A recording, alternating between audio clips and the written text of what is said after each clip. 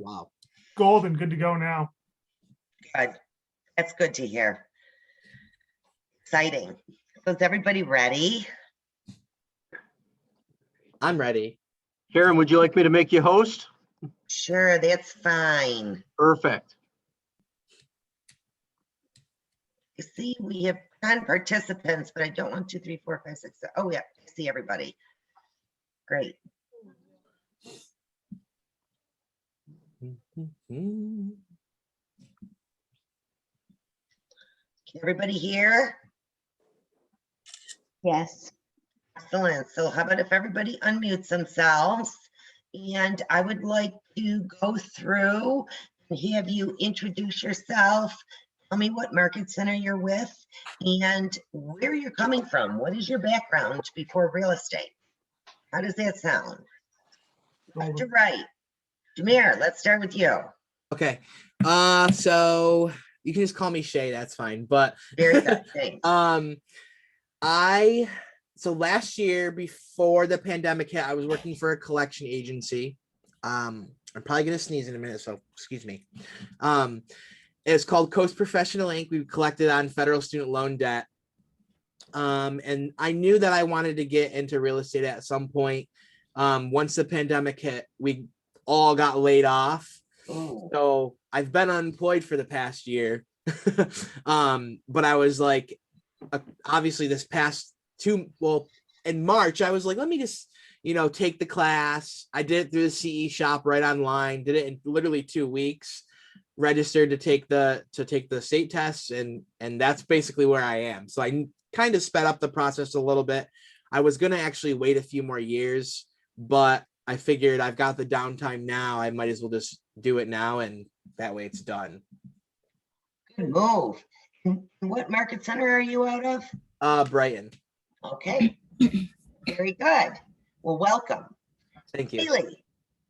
My name's Kaylee. I'm actually from the Brighton Market Center as well. My background before this was basically like in food service. I waitressed. I'm actually from Iowa, so I made the move to New York a couple of years ago. And real estate was just always something that I was kind of interested in. And then I had a broker through Keller Williams reach out to me as well, and just kind of told me he thought it would be something that I'd be good at. So started taking classes and took the test, and here I am ready to get it going and excited to be here. Excellent. Welcome. And you're Brighton also? Yes, I am. Okay, very good. Welcome. Thank Scott. Yes. My name is Scott Wishmeyer. I'm out of the Brighton office as well. Before this, I did business-to-business sales. I've done everything from aerospace alloys, government contracting, to selling environmental monitoring equipment. And I also owned a digital marketing company. But Busy guy. I was working a lot, traveling all over the country, sometimes around the world. Hence the maps behind me. I Just see like that. this is where I'm going. And it got a little stressful. 2 years ago, I ended up having a stroke due to the stress. Ooh. And last year, my wife basically gave me an ultimatum. She says, you need to quit doing that, find something else, something where you're not traveling 365 days a year. And for the last, Mandy Friend actually was our realtor, and that's how we got our house. And her and I bounced around the idea of me going into real estate for over a decade, and finally I was like, you know what, screw it, I'm going to do it. So here we are. It seems like a good fit. A lot of what I'm learning, a lot of what we're seeing is stuff that I've been doing the whole time, as far as the prospecting and stuff like that. It's stuff that is second nature to me. So yeah, here I am. That's really good, because that's sometimes the hardest thing people struggle with in real estate are the leads and the prospecting. That's hard in every field. It took Sure. me about 2 years before I really got it down. Then next thing you know, I have, and I'm bringing it with me, is my I would prospect. They said, you guys are saying 3 hours a day. I personally, I've done it a little differently. I would spend all Monday. And all Monday prospecting, because nobody wants to talk to a salesperson on a Monday. And then I would work all Friday afternoon would be my prospecting, because nobody wants to talk to a salesperson on a Friday afternoon. So That's right. that's how I did it. And it's about the same amount of hours I would be doing it.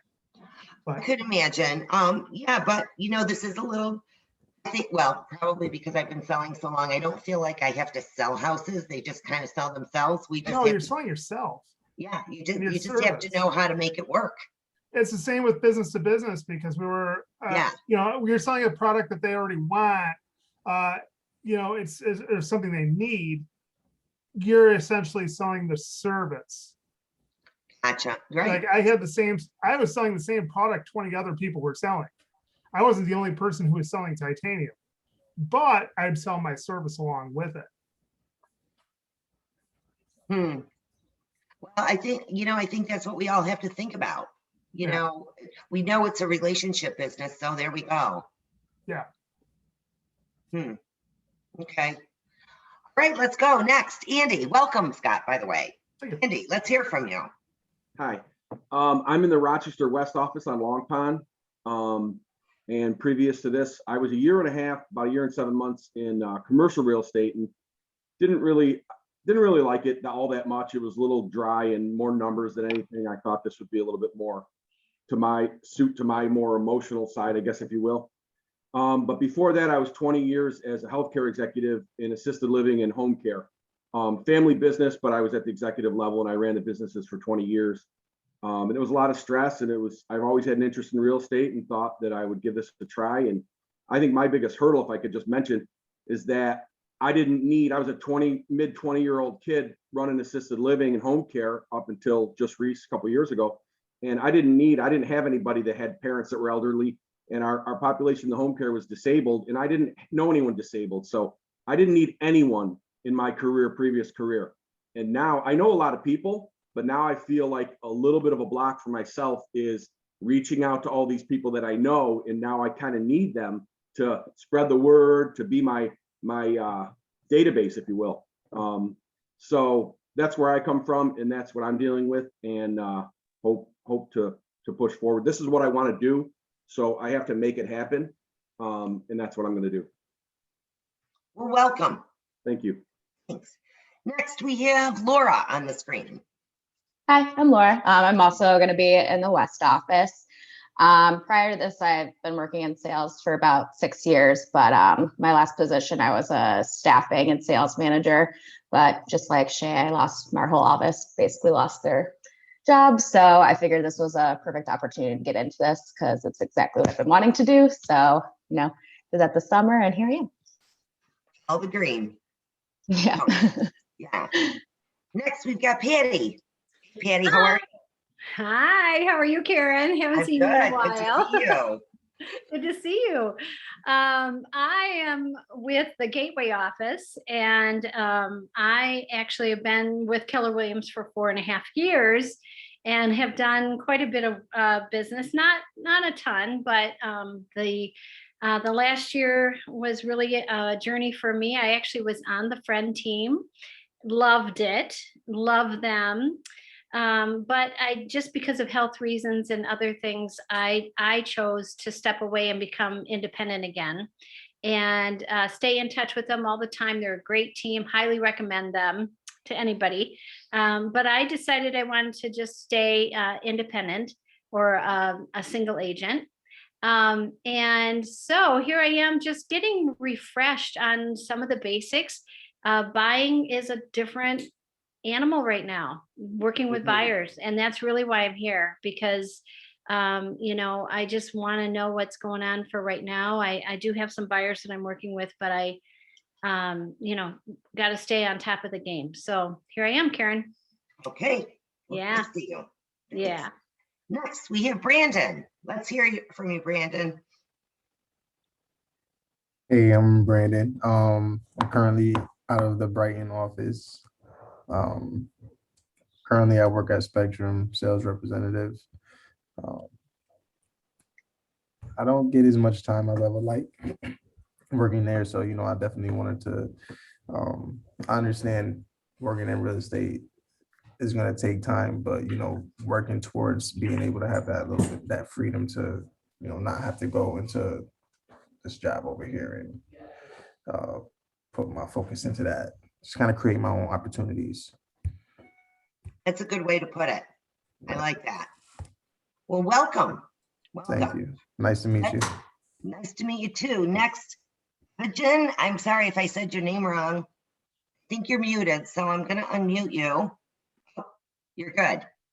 How do you say your name? Say your name. Oh, it's Evigen. Jen. Okay. Okay. By the way, I'm the client coordinator of Melissa and Andre Bilpano, representing the I'm sorry. I'm representing Greater Rochester West. And the reason why I'm here because this is my first time handling real estate job, and they want me to fully familiarize with regards to the buyer's series. That's it. Nice. Well, welcome. You'll get familiar with the documents here today. Yeah, yes, Good. that's good. Next, we have Audrey.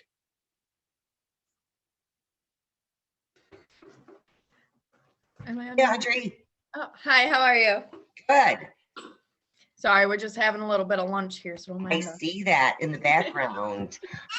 Okay, so let's introduce yourself and what market center you're with and what your background is. All right, well, I'm Audrey.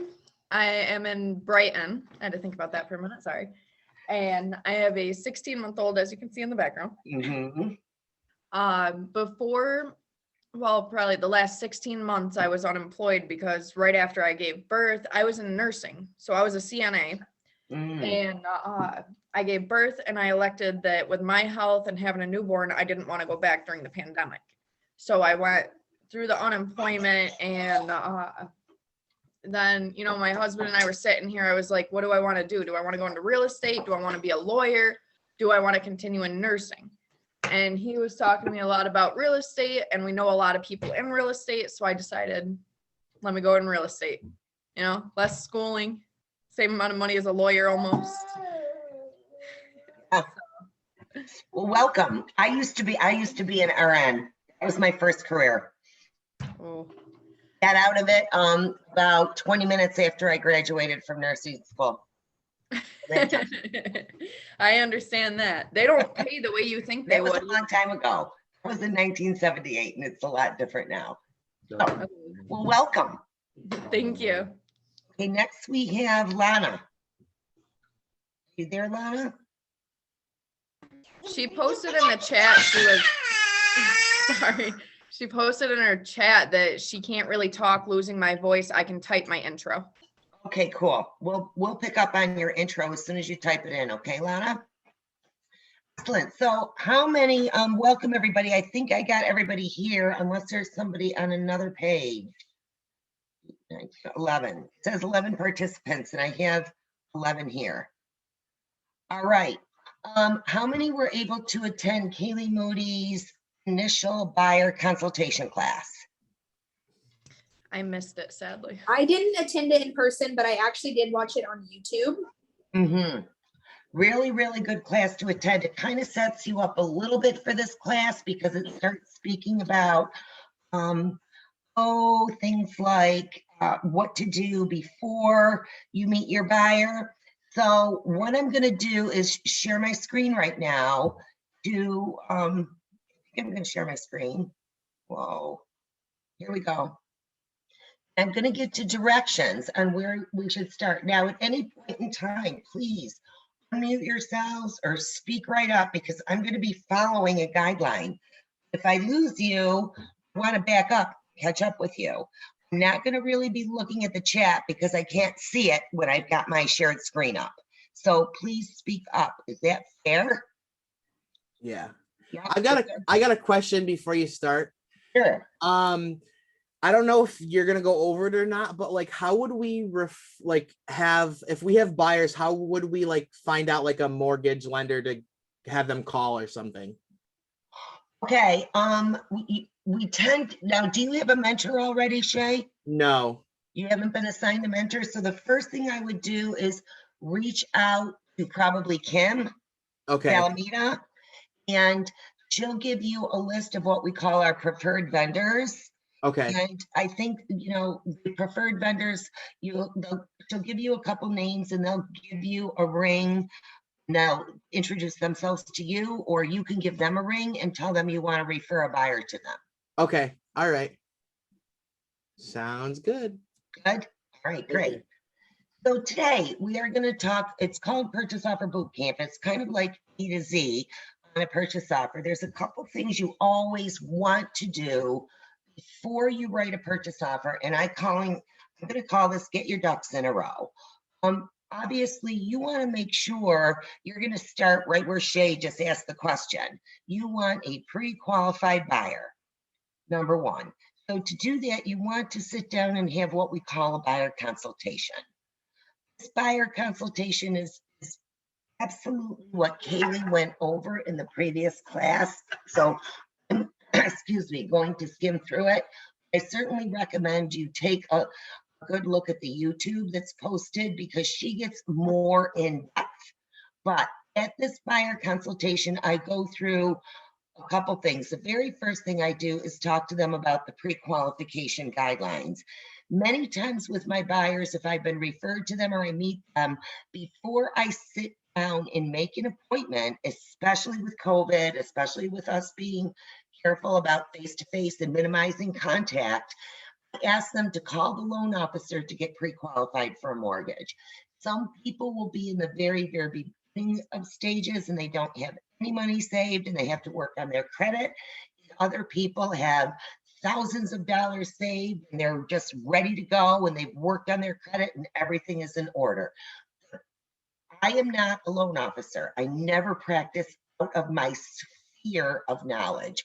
So the loan officer is the one who will tell them, this is what you can afford, this is how much money you need, this is the type of mortgage you should go for, whether it's conventional, FHA, VA, Fannie Mae, USDA. There's all different kinds of mortgages out there. And as quickly as the days change, the mortgage criteria changes. That's why I don't even pretend to keep up with it.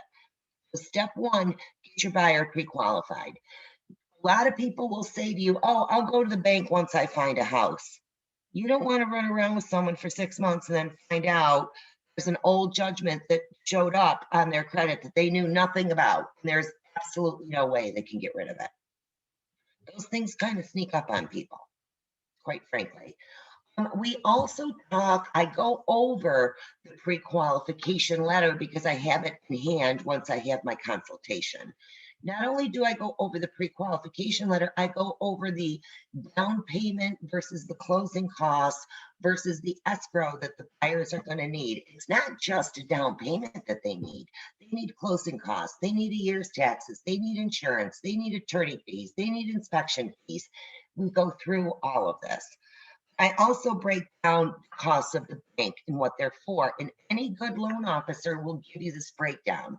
If the loan officer is not giving you the breakdown, find a new loan officer. I do that. I tell my loan officers, if you don't give me the breakdown, I'm not going to use you because I want to sit and explain this to the people. It makes your job easier. They said, well, we don't want you to shop our costs around. I'm not going to shop their costs around because I know that I'm calling them because they have good rates and good closing costs. So get the information you need out of those loan officers. I discuss with my buyers at the consultation that they will need a personal attorney, that they need to shop around and they have homework to do. Some of the homework they have to do is find themselves a good real estate attorney before I talk to them the next time. The next thing they have to do is shop around for home inspectors. In this market, it's kind of a word that nobody uses anymore because everybody's waiving inspections. It still is a good idea to have a home inspector, research the home inspector, know about the home inspectors out there. So if someone wants a home inspector, you can give them at least 3 home inspectors. You always must give them 3 loan officers, 3 attorneys, 3 home inspectors. You can't give them 1, can't give them 2, you have to give them at least 3. All right. Another thing you're going to want to discuss with them is is the fact that you're going to ask them if they want a radon test. They're going to look at you and say, what is radon? Well, radon is a colorless, odorless gas, and it emanates from groundwater, and it is carcinogenic. I ask them to look it up, understand what radon is. I do the same with lead-based paint. Lead-based paint can be very, very dangerous if ingested. Any home built before 1978 has lead-based paint. When I list house sellers or say, well, it had lead-based paint, but it's all covered. Well, if that paint chips, there's still lead-based paint underneath it. So your buyer has the right to waive lead-based paint inspection or do a lead-based paint inspection. I've never had a buyer ask for it. I have had buyers on my listings ask for it, and the company came out and they physically took a chip of paint away from the house, sent it out to some lab, and $750 later, they said, house has lead paint. I would have done that for $100 and told them that, you know, the house has lead paint. But the concern with lead-based paint is if it's peeling and chipping. Banks don't want to finance the house. If they see bare wood, they're not going to want to finance the house. So sometimes you're going to have a buyer that can only go FHA or VA. You look at the multiple listing printout, the house they want to see, and you know that it doesn't say FHA or VA. Well, maybe because it won't pass their inspection. So I would like you to do some homework and Google common FHA and VA bank appraisal repairs. Common. FHA and VA tend to be a little bit more strict.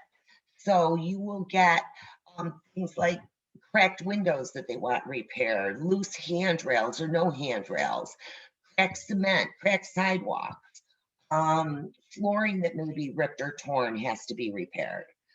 That is a good way to spend some time educating yourself.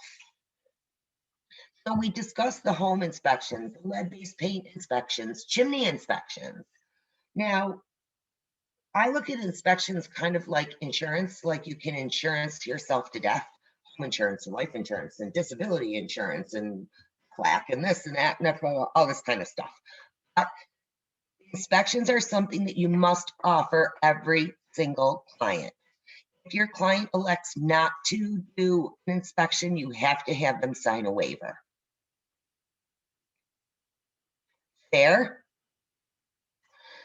So you also, you know, we said that the earlier homework, you're going to discuss their attorney, who they're going to use for an attorney. I cannot more strongly impress upon you that they better have a real estate attorney, especially in this market, because this market is pretty darn crazy.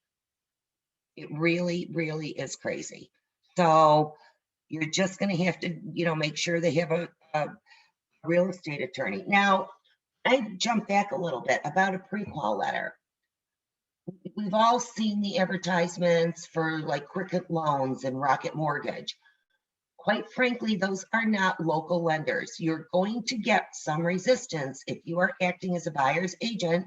You put an offer in on a home and it has a Quicken Mortgage or a Rocket Mortgage pre-qual letter. Different states have different guidelines. Quite frankly, I could call Quicken. I would tell them how much money I make. I could pull my credit and say, this is how much you can afford. On the credit, they're going to see my debt. They don't check, you know, where I'm employed. They don't do in-depth research to make sure that I really, in fact, am qualified. They don't ask for tax returns. They don't ask for anything. Can we tell someone they cannot go to a certain lender? No. Buyer can go to any lender they wish to go. The only obligation that we have to a buyer is to state, you must understand that some of the listing agents want a local pre-qualification letter because the local lenders know the guidelines in our area for repairs, for everything. I mean, I had one come back from a Quicken loan. It was a VA Quicken. They wanted a pest inspection. They haven't wanted pest inspections in New York for 5 years, but this was out of Alabama or someplace. I don't know where it was out of. They do pest inspections there. So, you know, it's just completely different guidelines. Nobody was prepared to do a inspection. The sellers weren't going to pay for it, nor were the buyers. So it kind of turned into a bit of a mess. We talk about agency disclosure. So when you meet a buyer, you need to disclose to them that you are an agent of the buyer. This Kaylee goes through very thoroughly, so I ask you again to watch that video. You also must ask for advance consent for dual agency and advance consent for dual agency with designated sales agent. Now, what that means, dual agent means that you list it and sell it. So you're working with the buyer and you've been looking and looking for 2 months. All of a sudden you get this listing and this listing is perfect for this buyer. You have to have advance consent that you can work for the seller and the buyer. Second, dual agency with designated sales agent means you're working with the buyer, the listing might be another Keller Williams listing. So you're both working for the same agency. So it's dual agency with designated sales agents. You work for the buyer and maybe I'm working for the seller. Does that make sense? We good with that? Excellent. We explain the fair housing brochure, the new New York State Anti-Discrimination fair housing brochure. I go through that with them. I get their signature. I immediately get their signature on the agency disclosure. I get their signature on the fair housing disclosure. Go through the Keller Williams franchise agreement, get their signature on that, because they can always change their mind. Right then, they're waiving the opportunity to purchase a home warranty. They can change their mind in the future based on the house, but I just take care of it so that I have it. I go through the Oasis insurance disclosure. I go through the COVID disclosure. All of these are things I get done ahead of time. There is a very, very good reason for this. When you sit down and write purchase offers, it can be overwhelming for a buyer. How many have bought houses before? Okay. So when you bought a house, they started asking you questions. It wasn't just, how much do you want to offer? What if I started asking you about buyer representation, who you wanted to use for an attorney, what your pre-qual letter says? Do you want an inspection? Do you want radon? Do you want chimney? Do you want a pool inspection? What else can I ask? Here's the New York State housing disclosure. Here's the franchise disclosure. Is that like, boom, like blowing your mind up right now as a buyer? Because all you want to know is how much do I have to pay for this house? So get everything else out of the way so that when you go through these on an actual home, they're familiar words to your buyer. First time they heard chimney inspection, they're going to look at you like, what are you talking about? So let's get all of that out of the way. I'm going to tell you something right now. It's very important that if your buyer is in a price range or in a location that where they might end up in a new construction or build a house, make sure you get your buyer registered at all the builders in that area. For example, let's say you have a buyer working in Henrietta in the $300,000 price range. There's 3 subdivisions in Henrietta that can build in that price range. Your buyer in this market is going to get very frustrated not getting a home because of overbidding. And there might be a Saturday that they're driving around, they drive into a subdivision without you. If you have not registered them as your client, your commission is gone. You will lose your commission. You have to pre-register them. Even if you have done a buyer contract, and Kaylee goes over the buyer contract at YouTube meeting. So make sure you've got that buyer contract in order and you get your people registered for new construction. Don't let them go in that subdivision without you.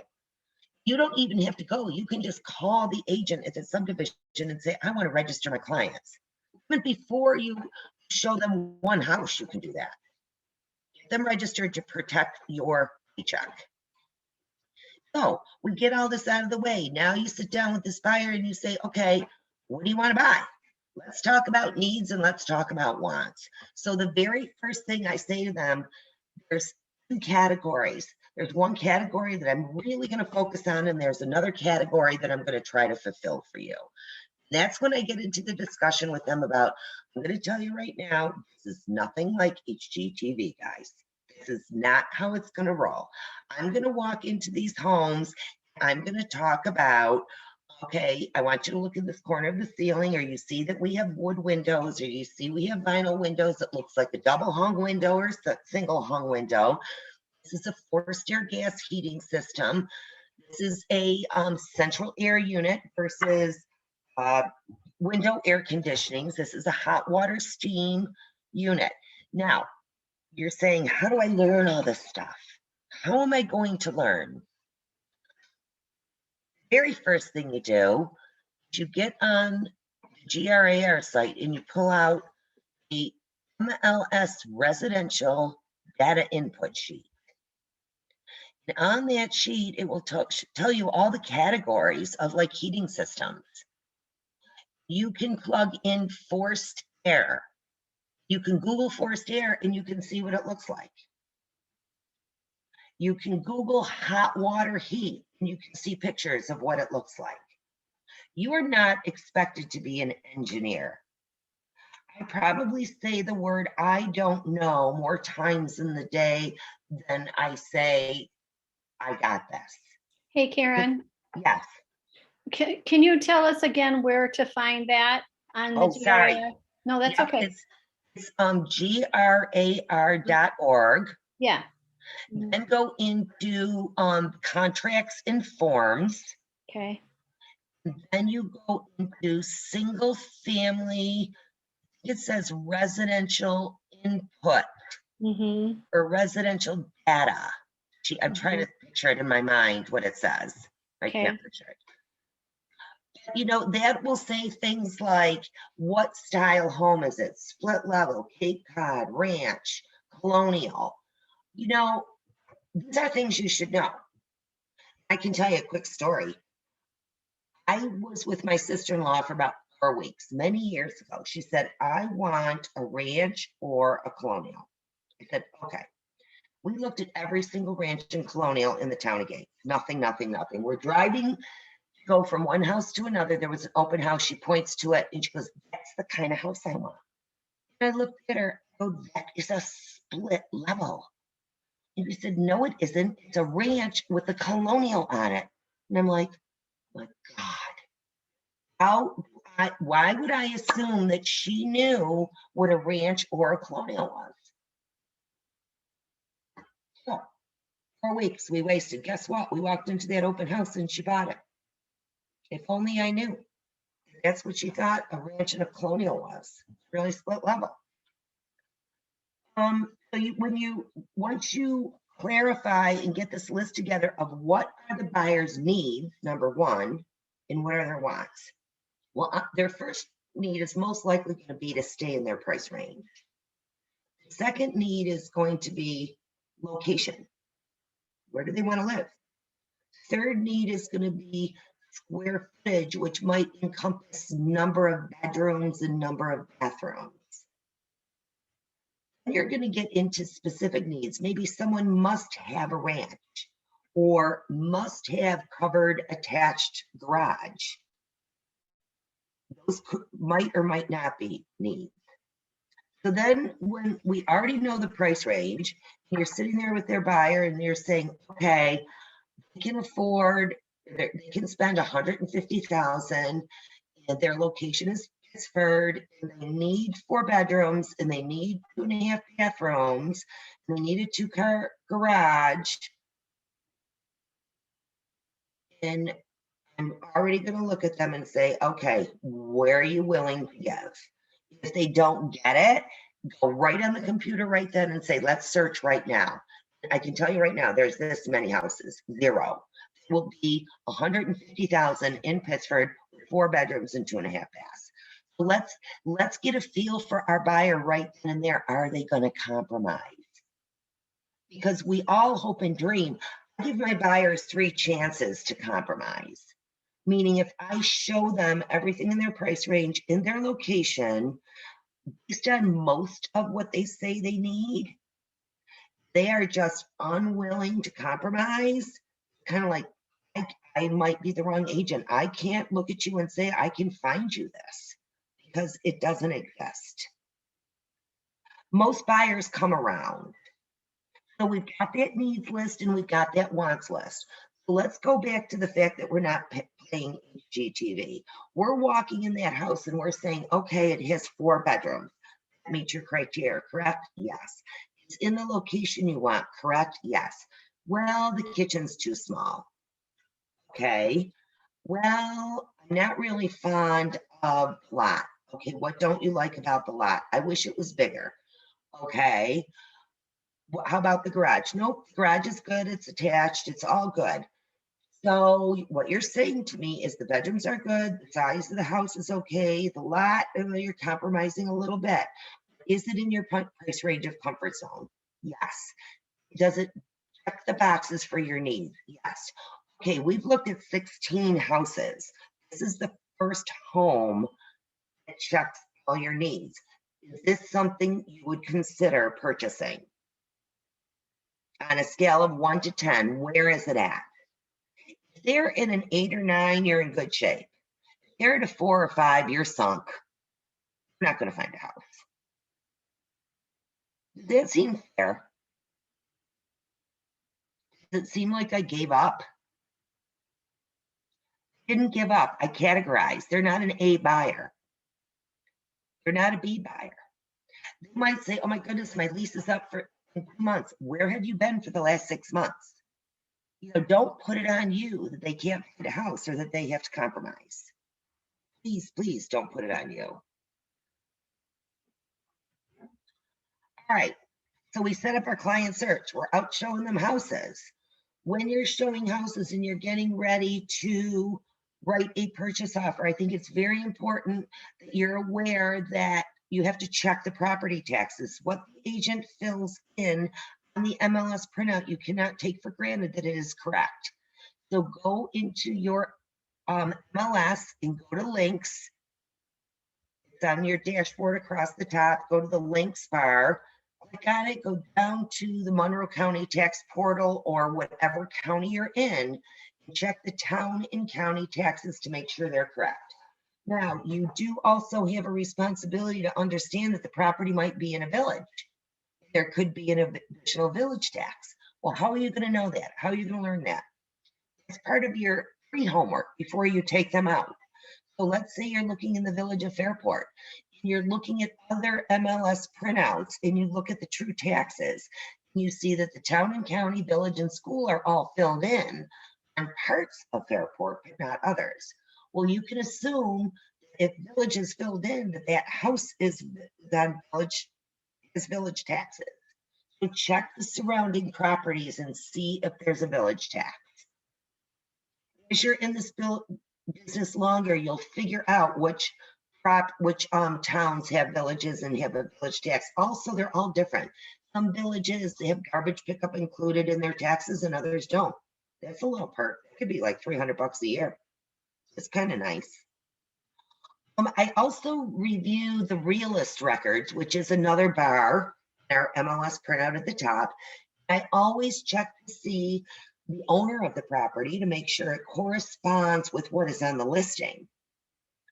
If it doesn't correspond, I make a call to the listing agent, say, hey, I may be writing a purchase offer on this and I see that the tax record is different from the owner of record on the MLS. Could you tell me who I would make the purchase offer out to? Sometimes it's turned into an estate or sometimes it's transferred ownership, a trust account. You just want to make sure it's correct. Also, very important, check and see if the property is in a flood zone. As soon as you see yellow and purple on that flood map, it's in a flood zone. You can also call your local lender. And I do this a lot. Like if it's borderline, I had one that was in a 500-year flood protected levee. And I wasn't quite sure what that meant. So I called my loan rep that I use at Premium Mortgage. I said, hey, do you have a way to ask an appraiser? This is in a flood zone and flood insurance would be required. 4 hours later, she sent me a certificate that said it wasn't in a flood zone, which was great. then I could attach it to my listing and show that it wasn't in a flood zone. That's your research that you have to do. So when you fill out your contract, you always want to complete the administrative page of the contract, and that is who the buyer's attorney is. That's why you ask ahead of time. Now, once your buyer does their homework and they tell you who their attorney is, make sure you have all that information handy. Find out their address, find out their email, find out their phone number, have it all handy in a file so that you're ready. So now we fill out the contract, which is we're gonna jump to. And let me get rid of the shared screen. Hang on.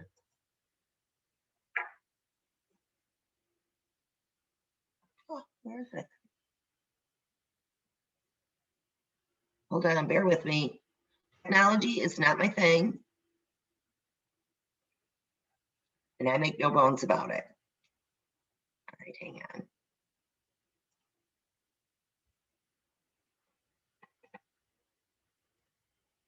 Here we go.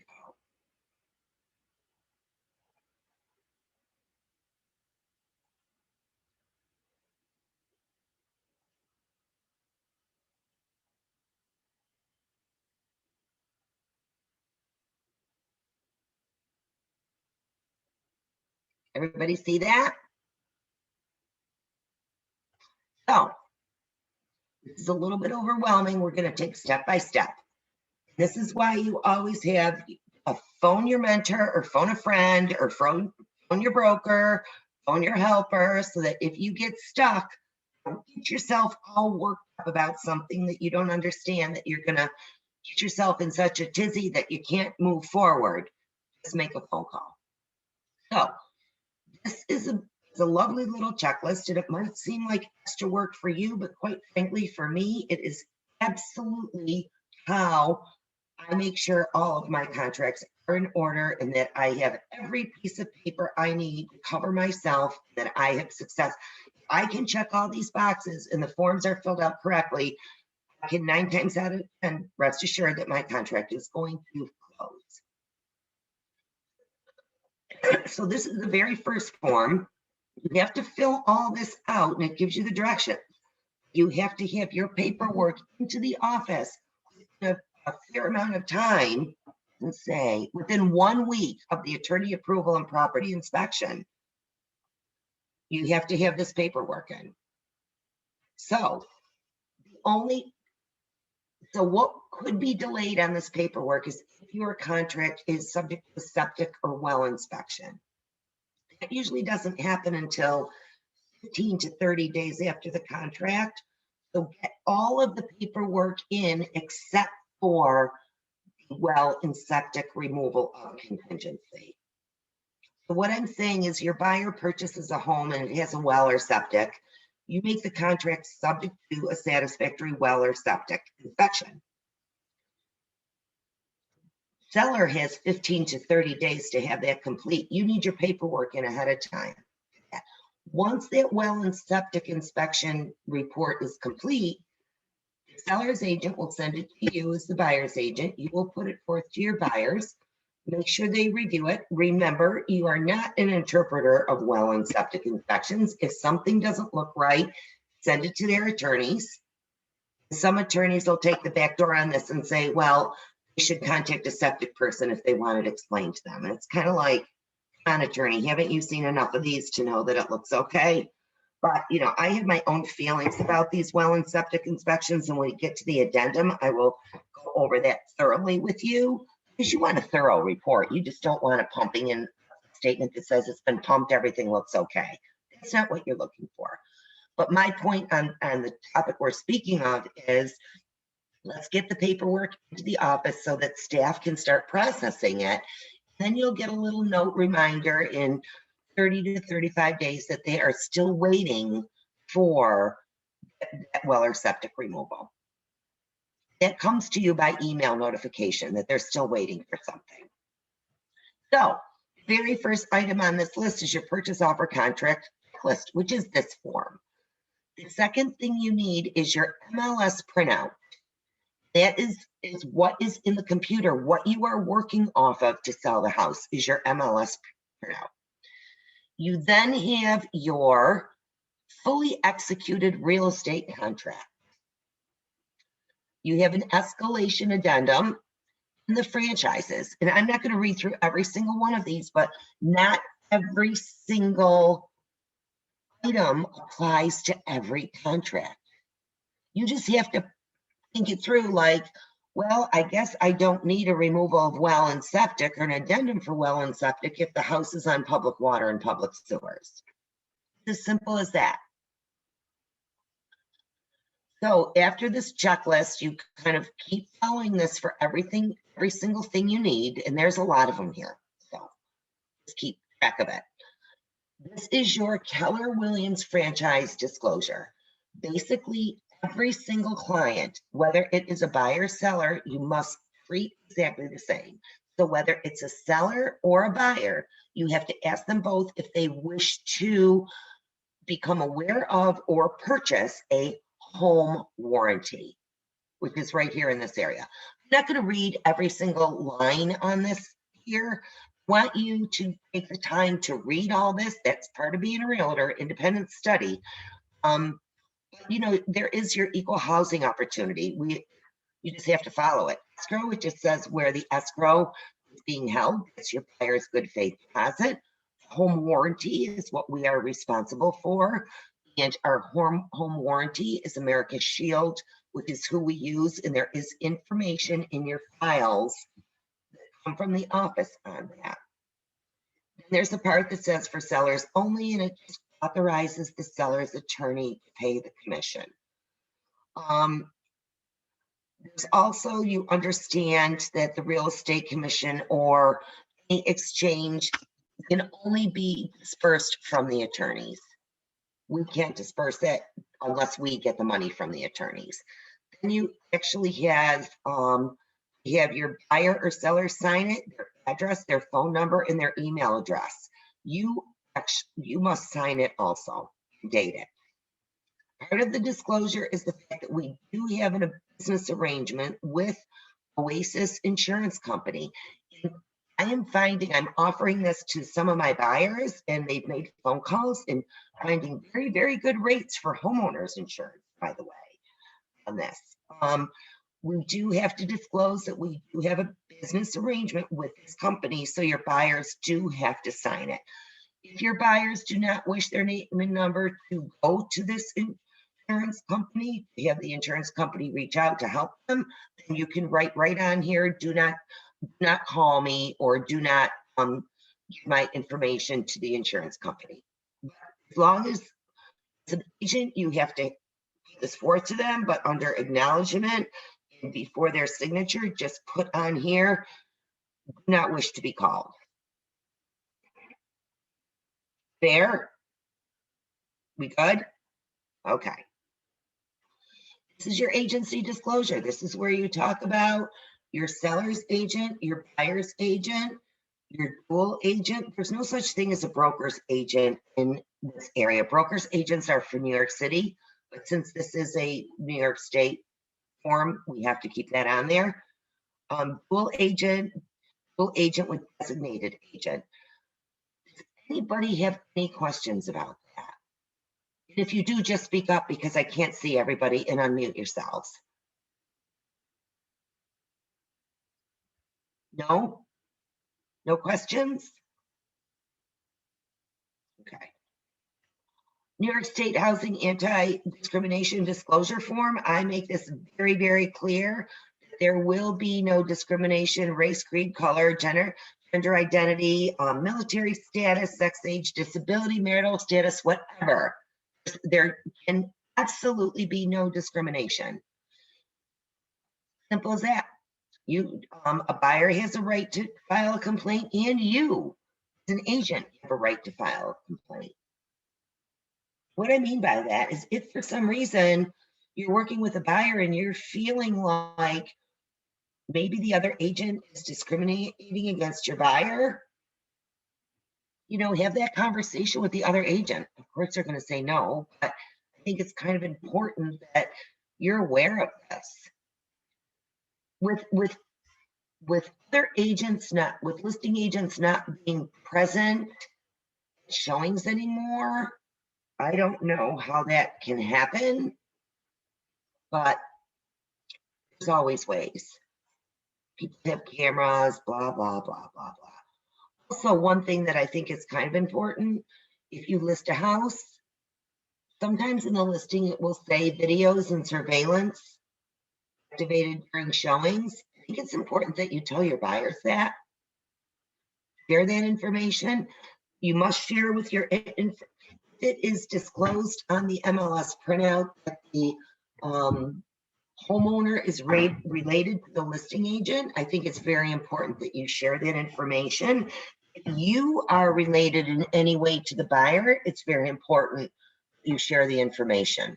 Or if the buyer is your spouse, you need to put that in writing and share that information. That's full disclosure. There's your fair housing. Everybody has to sign it. It does say that you have presented it to them. This is your COVID disclosure. Didn't think we would still be using these, but it looks like we're going to be using these for a long time. You just have to make sure your buyers are aware of the fact that they, you know, the services could be delayed.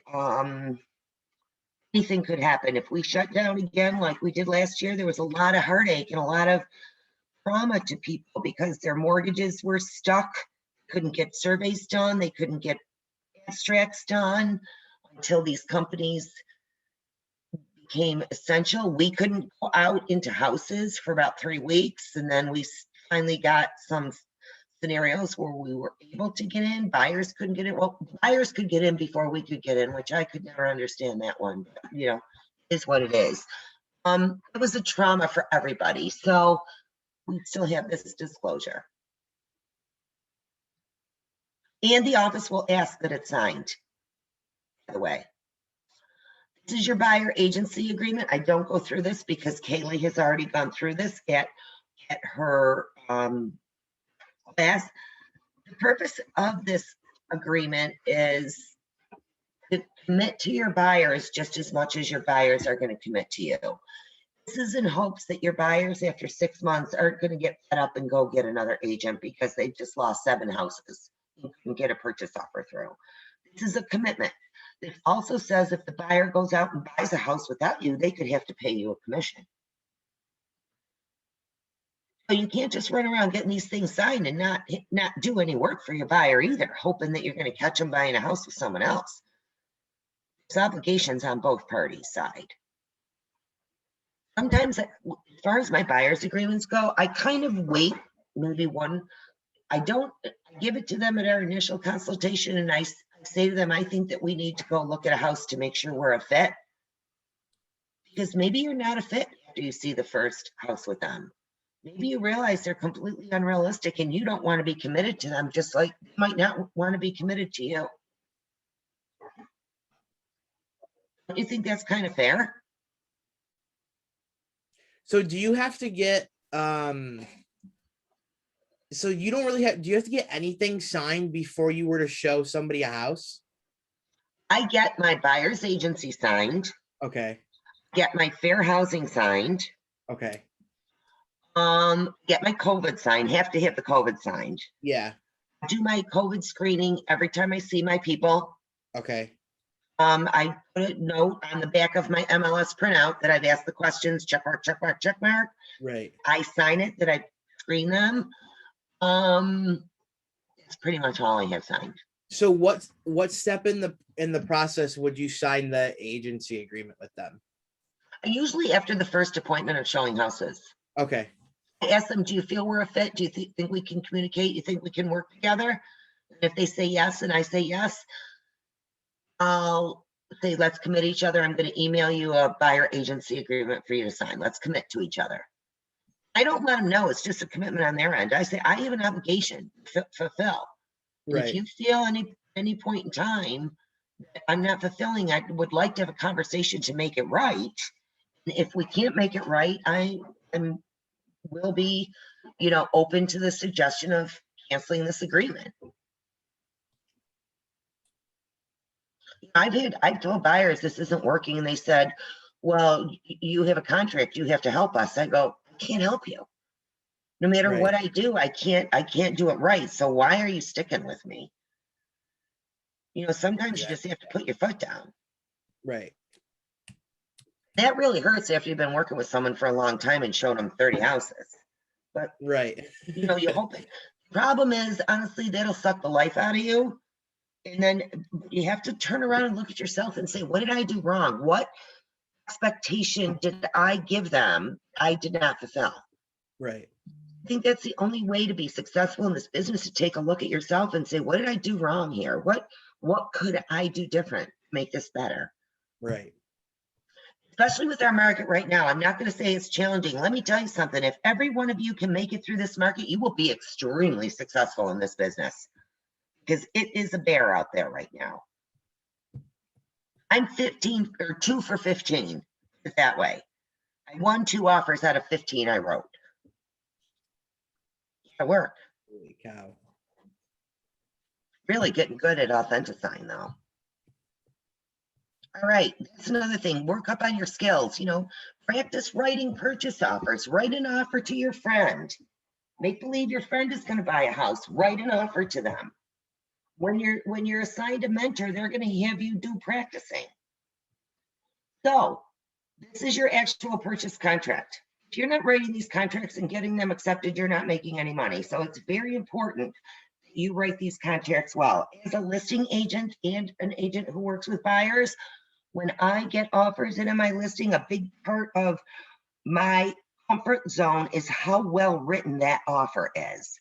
If agents aren't filling boxes in that should be filled in, if they are not putting in a mortgage amount, or put in a mortgage amount that doesn't correspond with the pre-qual letter, I'm starting to get really nervous about that offer. Wouldn't you be? May I ask you this question? Don't you think a homeowner deserves that? Don't you think a homeowner deserves good due diligence on their agent's part? So make sure you know, as a buyer's agent, how to fill this out. And when you flip over to a listing agent, you know how to do it. So when you say to and from, it's going to automatically populate who the to is, because it comes off the MLS printout. But that's why you want to check to make sure the tax records are the same as the printout. From will automatically populate because you are going to put your buyer's name, email, and address, and information in as a participant to the contract. And how do you know the name that your buyer is going to take title? It's on the pre-qual letter. That's why you get the pre-qual letter. Now you've got it in front of you. There's other questions I ask my buyers. What is your email address? What is your legal address? What is? So that I have all the information that I need to fill in on this purchase offer I can get from them ahead of time. So what also will be populated automatically, because you're working off of the MLS, is the address, county. For some reason, these boxes do not get checked. So you have to check, is it in a town? Is it in a city, or is it a village? Now, this is a great red flag, everybody. You see the word village, that should set something off like, ooh, this property in a village, did I check the village taxes? It's kind of, you know, put that in your head. The zip code should be filled in. The tax account number should be filled in. The lot size is not filled in. So you must fill in the lot size. You get that off of the MLS printout. Description of buildings. See that word, buildings, on the property. Single family dwelling with attached garage and shed. Buildings. They don't care if there's a pool. They don't care if there's a fence. They don't care that it's a split level. They only want to know about the description of the building. Single family dwelling with attached garage and shed. If it doesn't have a shed, you leave off the word shed. Questions on that? Is anybody writing anything in chat? I'm missing. I don't see anything. Okay, good. Hey, Laura, are you looking at chat? Yeah, I'm looking at the chat right now. I don't. Can you look at it every once in a while and speak up if somebody's writing something in chat? Yeah, no problem. Okay, thank you, Miss Assistant, for the moment. Right. So other items included. Here's a simple way to put it, everybody. Screwed in stays.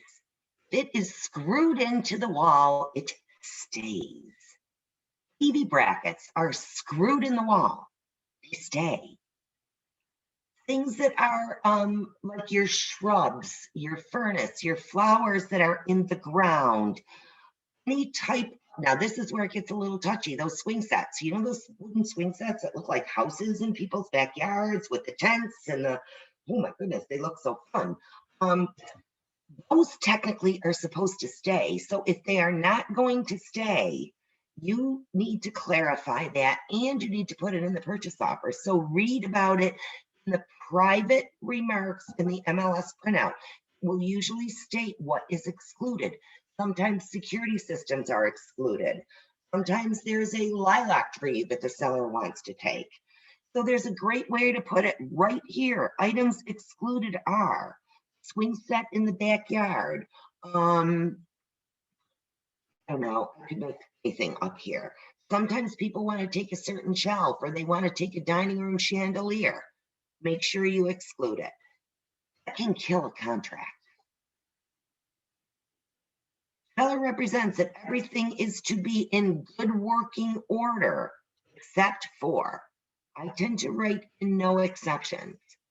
It specifically states in the MLS printout that something is not working and you have disclosed it to your buyer, put it in there. Central air conditioning not working.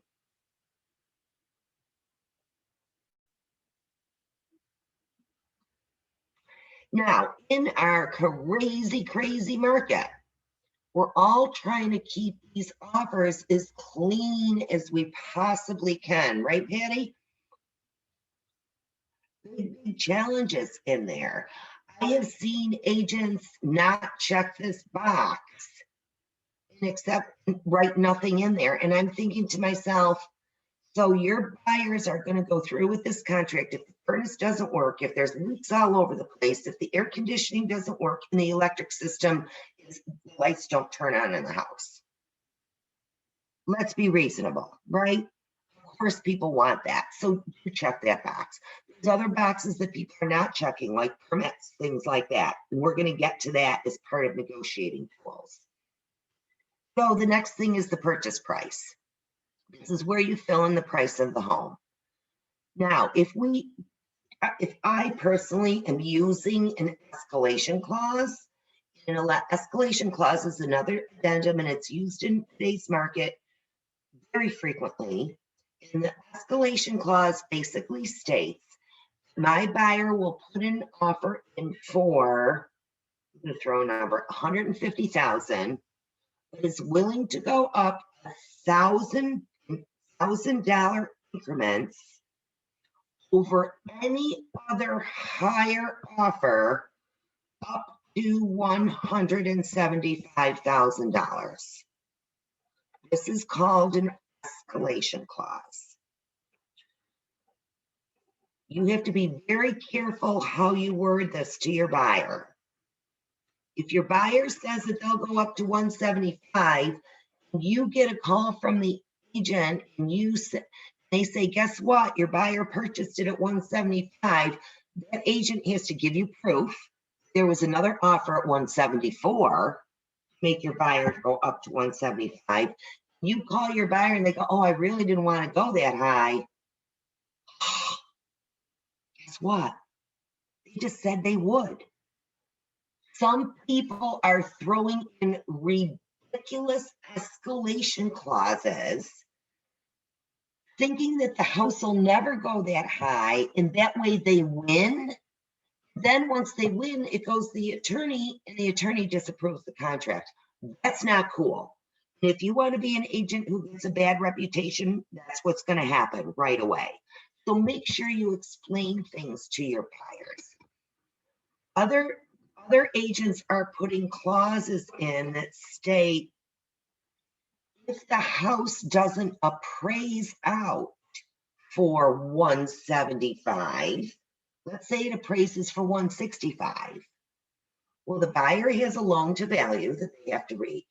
So it's not the mortgage of 165, it's the price of 165. But the buyer's agents are saying that the buyer will pay the difference between the appraised value and the purchase price. So I kind of look at this and I'm like, okay, this is great if the buyer has money. So show me the buyer has money. Do this. And if the buyer has an additional $10,000, why are they only putting 5% down on the house? So you really have to think these offers through. It's not always the highest escalation or the highest number. Sometimes it's the terms. I have had calls, I've made calls, agents who've been in the business a long time, agents who've been in the business 2 or 3 years, to ask, it bounce things off of each other. Because right now, one little word in an escalation clause can throw off your contract. Like I added to my escalation clauses, my buyer will go $1,000 over any higher other offer, including other escalation clauses, which means one escalation clause makes the other one go up, which makes the other one go up, which makes the other one go up. They just kind of start bouncing back and forth and bouncing back and forth. So you just have to really seek out your mentor, seek out someone who can help you when you're writing these. So right here, when you fill in the price, I type in on top of over the price, see attached escalation clause, so that the listing agent doesn't miss it. If they're filtering through 20 offers, they might just be looking at my price. So I want them to make sure they see an escalation clause. Another thing that we're seeing, which is really, really helping a lot for strong offers, is deposit. It shouldn't make a difference what the buyer's deposit does, but quite frankly, it does. So I'm a listing agent. I'm looking at 2 offers. Both of them are pretty much the same. One buyer is putting $1,000 down as a good faith deposit. The other buyer is putting $10,000 down as a good faith deposit. Which one is stronger? Let's make believe you're the seller. Which one would you want to say is stronger? I don't have to be a realtor to know that answer. Because what happens is that buyer walks away for whatever reason after they have their mortgage, et cetera, walks away from closing. Technically, that's the seller's money. Yes. Do they have to go through a battle to get it? Yes. What buyer is going to walk away from 10 grand? Not many. I had an offer come in on one of my listings with a $25,000 non-refundable faith deposit. Refundable. I didn't even know what that meant. I'm like, does this mean for any reason? I called the attorney. What does this mean? He goes, it means it's the seller's money no matter what. You might as well write them a check right now. Wow, good offer. I would never put my buyers in that position, but oh well. Okay, seller's concession. That means the buyer is tight on cash and they need the seller's help to purchase a home. I'm going to be honest, it's very challenging in our market to get a seller to help a buyer with closing costs right now. Number one, the offers are going well over asking. Number two, if you had to add buyer's closing costs to it, it's asking the seller to take money off of their net. So for FHA and VA, you can ask the seller to pay up to 6% of the purchase price towards what they call seller concessions, towards buyer's closing costs. For conventional mortgages with 5% down, the seller can pay 3% of the buyer's closing costs. If the buyer has 20% down or more on conventional, the seller can pay 6%. Maybe a moot point right now, because let's think about this. Let's say the purchase price is $150 and the buyer needs 6%, which is $9,000 in closing costs. So some agents are saying, well, I'm just going to boost the price of the house to cover that $9,000. The house still has to appraise out. The appraisal doesn't go higher because the seller is paying their costs. Actually, the banks sometimes tend to be a little bit more cautious. The buyers don't have money, cash into it, much cash into it. So be real. If your buyers don't have money and they need seller concessions, be real with them. You may have to step back and save a little bit more money. Deposit. On the MLS printout, well, first of all, you're going to check the box that it says will deliver within 2 calendar days. So it's your responsibility as a buyer's agent to get that check to the listing agent office within 2 days of acceptance of offers. It's been kind of cool lately because with COVID, we just tell the buyers drop the check in the mail because nobody wants to touch anything. But I am still asking my buyers to, leave a check for me. I'll pick it up and deliver it to the office. People pretty much have boxes, things like that. I want that check in that office. There's no reason to back out. It says where it's going to be held in escrow by. So that means what bank is the listing agent going to deposit my buyer's check in. That check will go to my buyer as a credit at closing. That's what a deposit does. Credit to the buyer at closing. So, for example, if it's a Keller Williams listing, it will be held in escrow by Keller Williams Realty and will be deposited at LNB, Lions National Bank. That is our escrow company. On the MLS printout, you'll see maybe it's Remax Realty Group at escrow. It'll say escrow ESL or escrow M&T. It automatically fills in, so you don't really have to worry about it. Very rarely, it might say escrow to be held by seller's attorney. You can just write in the word seller's attorney. Now, I don't know what bank would be held at. You just leave that blank. Everything else in here, any transfers, closing costs, recording, all of that gets adjusted at closing. One thing I do want to bring up, if the property is on propane or oil, fuel, the buyer has to reimburse the seller the cost of what is left in the propane tank. So a measurement gets taken. The invoice is provided at closing, and the buyer reimburses the seller whatever's left in the tank. Now, some propane tanks are rented. They have a service that brings out the big white submarine type tube that's sitting in someone's yard. It might be owned by Hometown Heating and Oil. That means Hometown Heating and Oil is the only one who can put oil in that tank because they own the tank. The homeowner actually rents that tank. If your buyer wants to switch services, it's up to your buyer to make arrangements to do that. The buyer cannot put a new tank on the premises until they own the house. It's a little touchy sometimes. The buyers want to have heat in winter. They don't want to pay for the oil or the propane that's left in, or oil that's left in the old tank if they're going to switch companies. You've got to work those things out. Mortgage. If your property is subject to mortgage, make sure you check this box. This is an item that you have to fill in. These are all contingencies of the contract. So if your buyer doesn't get their mortgage, it gets turned down, the contract falls apart. If your buyer's house doesn't sell, that it was subject to them selling their house, the contract falls apart. Every single one of these contingencies has to be released by you. It is your responsibility. Once your buyer gets a mortgage commitment, it's your responsibility to remove that contingency in writing. So your mortgage commitment is subject to your buyer obtaining and accepting a written. How are you going to know what type of mortgage unless they have the pre-qual letter? So maybe it says on the pre-qual letter, conventional mortgage. The amount not to exceed. Well, this is a percentage of the purchase price. So if you look at the commitment letter and it says 80% or 20% down, it's an 80% of the purchase price. They're putting 20% down. make sure with these escalation clauses that people are writing, when you're writing them, that they know mortgage or down payment is based on the purchase price.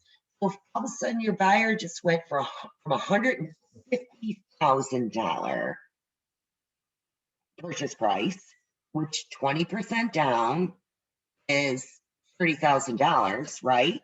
All of a sudden they jump up to a 200 purchase price. Number one, they have to qualify. Number two, their down payment for mortgage just went from 30,000. What is 20% of 200? $40,000. So it's not just, now do they have an extra $10,000? Right? So you got to think this through to make sure your buyer is still 20% down, because they might not. They might be 15% down.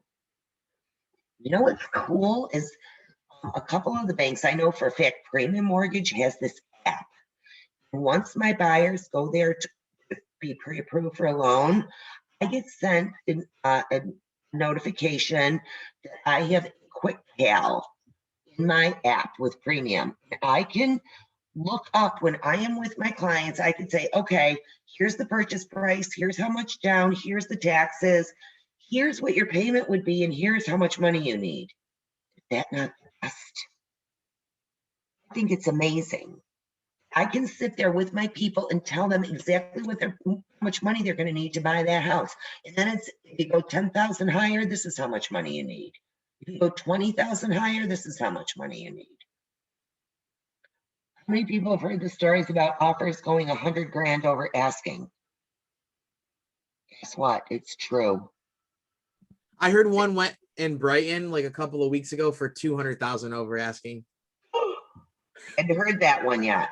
No inspection, and they're letting the sellers live in the house for the rest of the school year. Crazy. Daddy's got that same look on her face like I do. Thought ours was bad, but we bought our house this past summer, and it was a 75 over the asking price that someone put in with no inspection.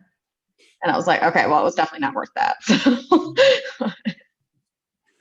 Yeah, it's a challenging market. I have no crystal The ball. fear, Karen, the fear of that is the appraisal. The appraisals. And then the That's assessments later on, you know, it's Mhm. just, it's like, what is happening with the housing market? It's just, how is it all gonna work out? So Patty's making a very good point. When we're showing these houses, there's something called an assessment. It's written on the MLS printout. An assessment is different than an appraisal. Assessment is what the town works off. It's a tax factor to figure out what the true county and school taxes are. When you transfer title, deed stamps are recorded in the county. The county knows now somebody just paid $150,000 more than the old assessment. The county will catch up with this new assessment, charge these buyers more money for taxes.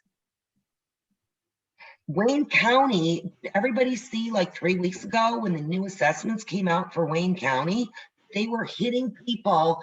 They sent out a letter the day after people closed on a house that said, congratulations and welcome to Wayne County. Your new assessment is blah, blah, blah, and your taxes will be based on this amount. Mhm. Thank you very much. So be prepared. You know, guess what? $40 per thousand. If you go 100 grand over assessment, that increases your tax bill $4 grand. Will it happen immediately? No, that's just the increase. Will it happen immediately? Maybe, maybe not. I That is- would think that these counties and cities, towns would jump on this. If this isn't going to be something like 2 years down the way, you're going to get a reassessment. I think it's going to be jumped on. I think it's going to happen very, very quickly because all the towns and counties are hurting. I wish they would give it to the Department of Transportation to fix the freaking potholes.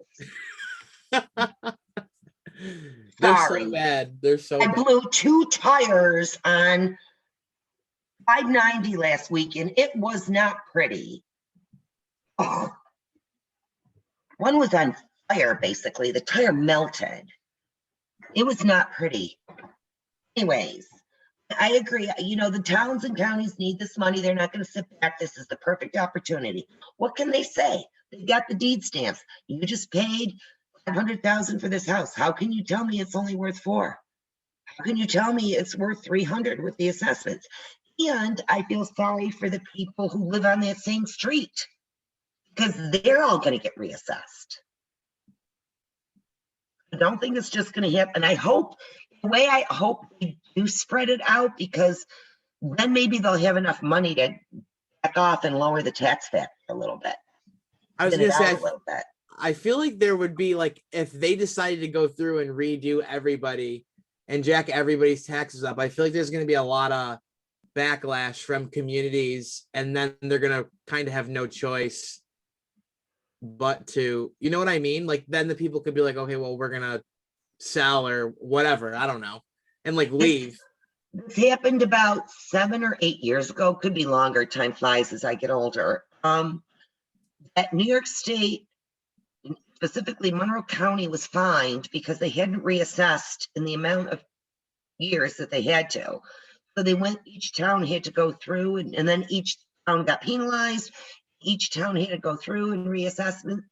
There were so many grievances. There were so many issues, and they basically said, sorry, you can prove to me, get a certified written appraisal. If you can prove to me your house is not worth that much, fine. But here's what I've got. Right. Got all these comparable homes. You're telling me your house is worth 120. It's exactly like 3 houses on the same street that just sold for 170. And then these assessors would say, I'll come out and look at your house. And I'm like, oh, no, you're not coming in. Then my assessment will go to 200. Yeah. So, you know, these are just the facts. You know, this is reality. This is what we have to face. When the buyers start griping about it, agree with them. You feel it too. One thing I can tell you, you are not certified to do a appraisal because you're a real estate agent. Certified residential appraisers or brokers can do appraisals. They might ask you to do what they call a market value report. You know, if you want to spend your time doing that to become friends with every single one of your neighbor, you go right ahead, but it has to say on there that it cannot be used for court purposes because you are not a broker. Even if you're an associate broker, you're still supposed to get permission from your broker. And as soon as you charge for it, they can come after you. Okay, so that's the mortgage commitment. Sorry, we got off track there. So contingencies, subject to getting a mortgage for the percentage down that they need at an interest rate. It says also a percentage of the purchase price or a dollar amount. So if they're going to offer $100,000 and they're going to go $10,000 down, you can put the dollar amount of $90,000. One or the other, though, not both. At an interest rate not to exceed, you're going to get that off the pre-qual letter. It will say the interest rate on the pre-qual letter for a term of 30 years. And you will have until, now you might want to just write this off on the side. You need at least, I'm going to say 28 to 30 days to get a written mortgage commitment. Lenders will tell you that they can get them quicker, but they come through conditional. And if you read the next sentence, if the appraisal isn't done, it's not considered a commitment. So the appraisers have to get out there and the appraisal has to be back and it has to go through underwriting review. That's why I give it the full 30 days. These loan officers, oh my gosh, they will promise you, I can get you a commitment in 15 days. And I look right at it and I go, so you can get an appraiser back to the house, report back and through underwriting and have an unconditional mortgage commitment on appraisal within 15 days. Well, no, but we can have a commitment. You haven't read our purchase offers lately, have you? So make sure you got a loan officer who knows what they're talking about. Right. This next little block here to fill in, this is for bank repairs. So if you are lucky enough to get an FHA or VA through, and you see repairs, I asked you earlier to Google common FHA and VA bank repairs. You want to know, like, it's missing some handrails, or if there's a cracked window, you might put something in there about $100 for repairs. Pretty much seeing $0 for repairs, people trying to get their offers through and then they deal with it later. I think it's better to just say things. Number two, A2, that's another term of financing, cash. If your buyer is writing an all cash offer, my suggestion is you provide proof of funds within when you present the offer. Absolutely, when you present the offer. So, is it hard to ask people for their account statements? Yep. But if my buyer, if my consultation says I'm all cash, I show them this line right here in the purchase offer. I said, I want to show you our new purchase offers and what they request. You will be asked to show proof of funds that you have immediately available U.S. funds. This doesn't mean money in a 401k. This doesn't mean money in a CD that comes due in 6 months. This is immediate available U.S. funds. Will you be able to provide this to your attorney and to me? Well, I don't want to give that personal information out. So this is the only way I can do it. If I was selling your home, someone came to you with a cash offer, would you not want me to verify the funds? Well, of course. But what do you think I am going to do or you would do with that information? Well, nothing, because I want them to buy my house. My point exactly. I'm not an identity theft person. I'm not going to steal their money. I do know that, you have to be careful. You can't send a proof of funds across, scan it in across the other agent with an account number on it. Cross off the account number. Use common sense there. Additional financing terms. Maybe it's a cash transaction and the buyer is going to get a home equity loan on their house. That would be an additional financing term. There's also an addendum for that. It's a whole separate addendum. Sale and transfer. That means your buyers have a house to sell before they can buy. Inspection of property. The contract is subject to an inspection. It is or it isn't. Simple as that. If it's not subject to an inspection, Keller Williams requires that your buyer signs a waiver. Building code compliance. This has to do with certificates of occupancy, certificates of compliance, which are also known as permits. Most sellers are now stating that they will supply permits currently available at the town. When you go into Realist, which is your tax record of a property, about 3/4 of the page down, there's a box. At the top, it says features. And at features, it will say 8 by 10 open porch. It might be a deck. It says any features means that they have applied to the town for a permit for those items. It might say in-ground pool, 16 by 32. So then if it's on that Realist record, that is the tax record. Means they've applied for permits. Now you're going to get some attorneys who are really sticklers and they'll say, well, I don't want just the permit. I want the certificate of compliance that says the town came back and inspected it. I tell you 9 times out of 10, the buyers call and say it's done and the town never even comes out and inspects it. If you get an attorney like that, please know ahead of time what you're in for. Other contingencies, this is where I write in seller may supply permits currently on file with the town. Attorney's approvals, 3 days. It says it can be less than that if you get permission. How are you going to get permission from an attorney? They don't even want to talk to you until there's a purchase offer. So just push three days in and then push your attorneys for approval quickly. Condition of property. This has to do with the property condition disclosure. There is a copy of the property condition disclosure in this huge packet of presentation material. Basically, there are certain times when a disclosure does not have to be filled out. If it's an estate, if it's condo, if it's a lot, land, or farm, if it's commercial, if it's over 5 units, if it's vacant land, if it's a court-ordered transfer. Outside of that, a disclosure has to be filled out. Item number 2 says the seller has not provided the buyer disclosure, and a $500 credit will be given at closing. It's not applicable as the list I just went through. Representation. This has to do with the Home Equity Theft Act. The buyer is going to agree, is acknowledging that they are going to owner occupy the house. The reason they have to clarify this is there's different down payment requirements for an owner occupant versus a investor purchaser.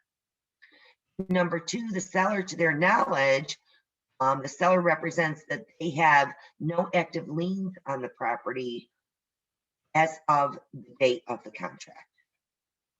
Certificate of occupancy, which is letter 3, that's really not even applicable unless the property is rented. If you are selling a multifamily or a rental piece of property, I suggest you research the rules in that town to know if the certificate of occupancy is applicable. Doesn't it sound like you have some homework to do? I hope you're picking up on that, because you do. Zoning. For certificate of occupancy, I just fill in the dollar amount of 0. Zoning and code compliance. Write it in very simply. This dwelling is zoned for use as a single family dwelling. Simple as that, or 2-family dwelling. Condition of property. The buyer is really purchasing the property as is, except for provided in paragraph B, which is all the items that are included, and heating, cooling, etc. is all working, subject to normal wear and tear. So what that means, your buyer has purchased the home. They've gone through and the house is in pretty good condition. There's no broken doors or there's no holes in the wall. You do the walkthrough before closing. The doors are gone. Cabinetry is torn apart. Countertops are burned. That's not normal wear and tear, guys. You start taking pictures. You call the listing agent and say, we have a problem. You call the buyer's attorney and say, I'm sending you pictures. Good luck. Not get in the middle of it. Don't get in the middle of it. Now, that's a little bit different than walking in and seeing maybe 10 paint cans. The buyer would be, well, I think you should get rid of those. I don't want them. Sometimes seller leaves them thinking they might want to just patch up their beautiful lavender bathroom. I don't know. But, those are just kind of things that, little things you can deal with, things you drop right in the attorney's hands.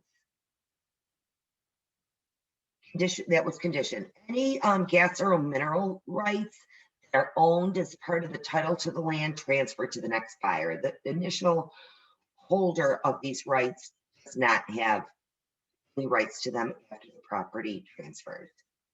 Services. You check the utilities that are available to the seller. Is it electric? Is it fuel oil, natural gas, propane, public sewers, public water? Please double check this on Realist. Again, I go back to Realist a lot, but I'm always verifying my information. There's a property I'm going to be listing over in Greece, and it said on the Realist, there's sewer and water. It said commercial. I go, that's really weird, because I listed the house across the street, and that was on septic. It was public water. And what it turned out for the house across the street, it said individual, which means private. It said individual for septic and public, and commercial for water. So I asked the seller, I go, why does this say public or commercial for sewers? They go, it's wrong. We're on a septic tank. They didn't know it when they bought the house. It just didn't make sense to me. So check your facts. Now you check Realist, it was wrong. So who's to say who's right? So just as long as you check it, you're covered. Closing. Always make sure your buyer 48 hours before closing, up to 48 hours. It's a final walkthrough. Make sure everything is in order. After the walkthrough, that's it. Nothing can be done. Not after the walkthrough, after the closing, sorry. Closing date and place. Closing date at the county, it would be Monroe, Ontario, Wayne, Livingston, whatever county the property is in, on or before. Standard closing, 60 days from purchase offer. Reason, 60 days. That's how long the mortgage commitments are good for, 60 days. Then the buyers have to pay for an extension. Cash transactions can close sooner. But the seller's attorney still has to get an abstract of title updated, still has to get a survey done. That takes a minimum of 30 days. So that if you have a cash transaction, you've got to have a minimum of 30 days, unless you can say to the listing agent, you know, if they've recently updated the survey and abstract, they said, yeah, they've just done them. I'll say, great, we can close in 15 days. Which I write in the contract, it's never happened. I still have wishful thinking. Possession of property. Most of the buyers want possession at closing. We are seeing a lot of negotiation right now for post-possession. People are letting the sellers stay in their house for up to however many days after closing for free rent or $1 a day. It used to say for so many calendar days, the banks only want to see 60 days, by the way. Anything over 60 days, you have to put on a side agreement that you can't show to the bank, and I never said that. This is happening. For a cost of, standard rent is 1/30th of buyers PITI per day. So the buyer is letting the seller stay in the house for so many days after closing on a per day basis. The buyer wants the seller to pay their new mortgage payment, which it would seem like that was fair, but it's kind of a perk right now. People are throwing that out there. People are throwing out there that the buyer will pay $2,000 towards the seller's moving expenses. What else? That the buyer will pay the seller's closing costs. That the buyers will pay the 6% real estate fee at closing. The buyers will pay for the survey and the abstract to be updated. So essentially, it's kind of reverse seller's concession. Buyers are willing to pay for all of these fees that are normally the sellers. Patty's shaking her head. Patty, I'm seeing it all. I know. Very different market right now. I know. And I'm telling you these things because I can imagine a new buyer right now saying that the contract says the seller is supposed to pay that. Yep, that's what the contract says. But if these buyers have all this money to throw around, Yeah. you know, a way to keep the house to be appraised is you offer a lower price, but the buyer has all this extra cash. Let them pay the commission and let them pay the survey and let them pay the abstract. Yes, does it cost the buyer more money, but they're more secure in getting an appraisal? Makes sense, right? It Yeah. makes sense. That's a good strategy right there. That's a strategy that I'm pulling, let me tell you. If my buyers have money, why pay this high price to keep those taxes down? Right. Pay all the seller's closing costs.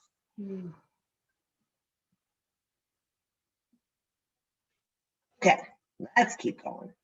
We just need a class on strategies. We really do, Karen. We really, There really. have been some, Patty, on these masterminds. Yeah. Try to join them. They have really been really good. Okay. You know, and don't put a note out to Susan and just say, hey, you know, I was talking to Karen. She asked if I could join a mastermind. So throw it out there, and that way you'll be given the invite. Yeah. Okay. When I'm talking for the new agents, mastermind, it's usually for agents. They're in different categories. Like there's agents who are on teams, agents who are the head of teams, and agents who are buyers, agents who are in the top 20% who might have like an admin and a buyer's agent. There's all different categories, and it's not to exclude new agents. It's just a conversation for a new agent that, you know, Patty and I are kind of talking about these things, which are probably sounding very scary to some people right now. And I don't want to scare you out of the business, but I honestly think that if you get in the business right now and you can make it through it, you're going to be successful. I got in the business when interest rates were 17.5%. I didn't know any better. I sold houses. I didn't know any better. I didn't know it was a bad market. I just did it. Okay. It's not a bad market. It's just challenging. You know what, Karen, if I can just add a little bit there, what I'm finding is, I mean, when COVID hit, I shut right down. I didn't know what to do. I felt very like paralyzed by it. But as I've gone along, I'm realizing it really is about relationship. It's really relationship. So it really, really is. It's about getting one-on-one with somebody and just letting them know who you are and building that trust. And because that's really what we're in this for. It's to help people. So yeah. Absolutely right. Yeah. You know, don't you want to be around the person, number one, that cares about you and is looking out for your best interest?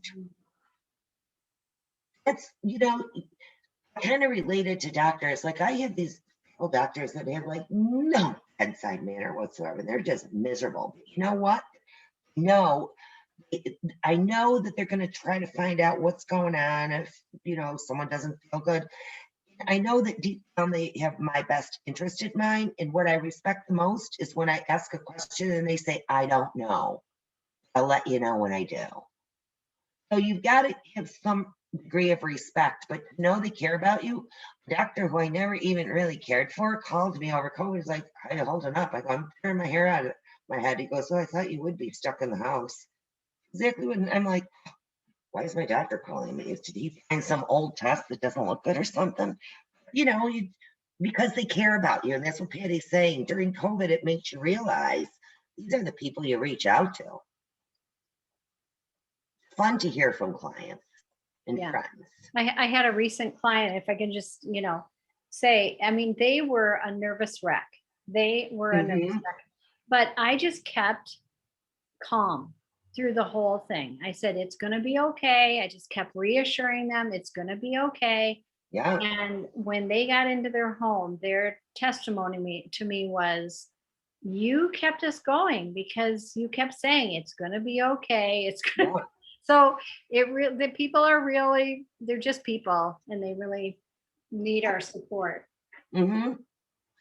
Even called some clients and I had been showing houses to when we were initially shut down. I just called and I go, I just needed to hear your voice. And they were still laughing. Like, yeah, well, we have been out for like every week for 2 months looking for houses. And now I'm going through withdrawal. Like, oh my goodness. Yeah. Relationship.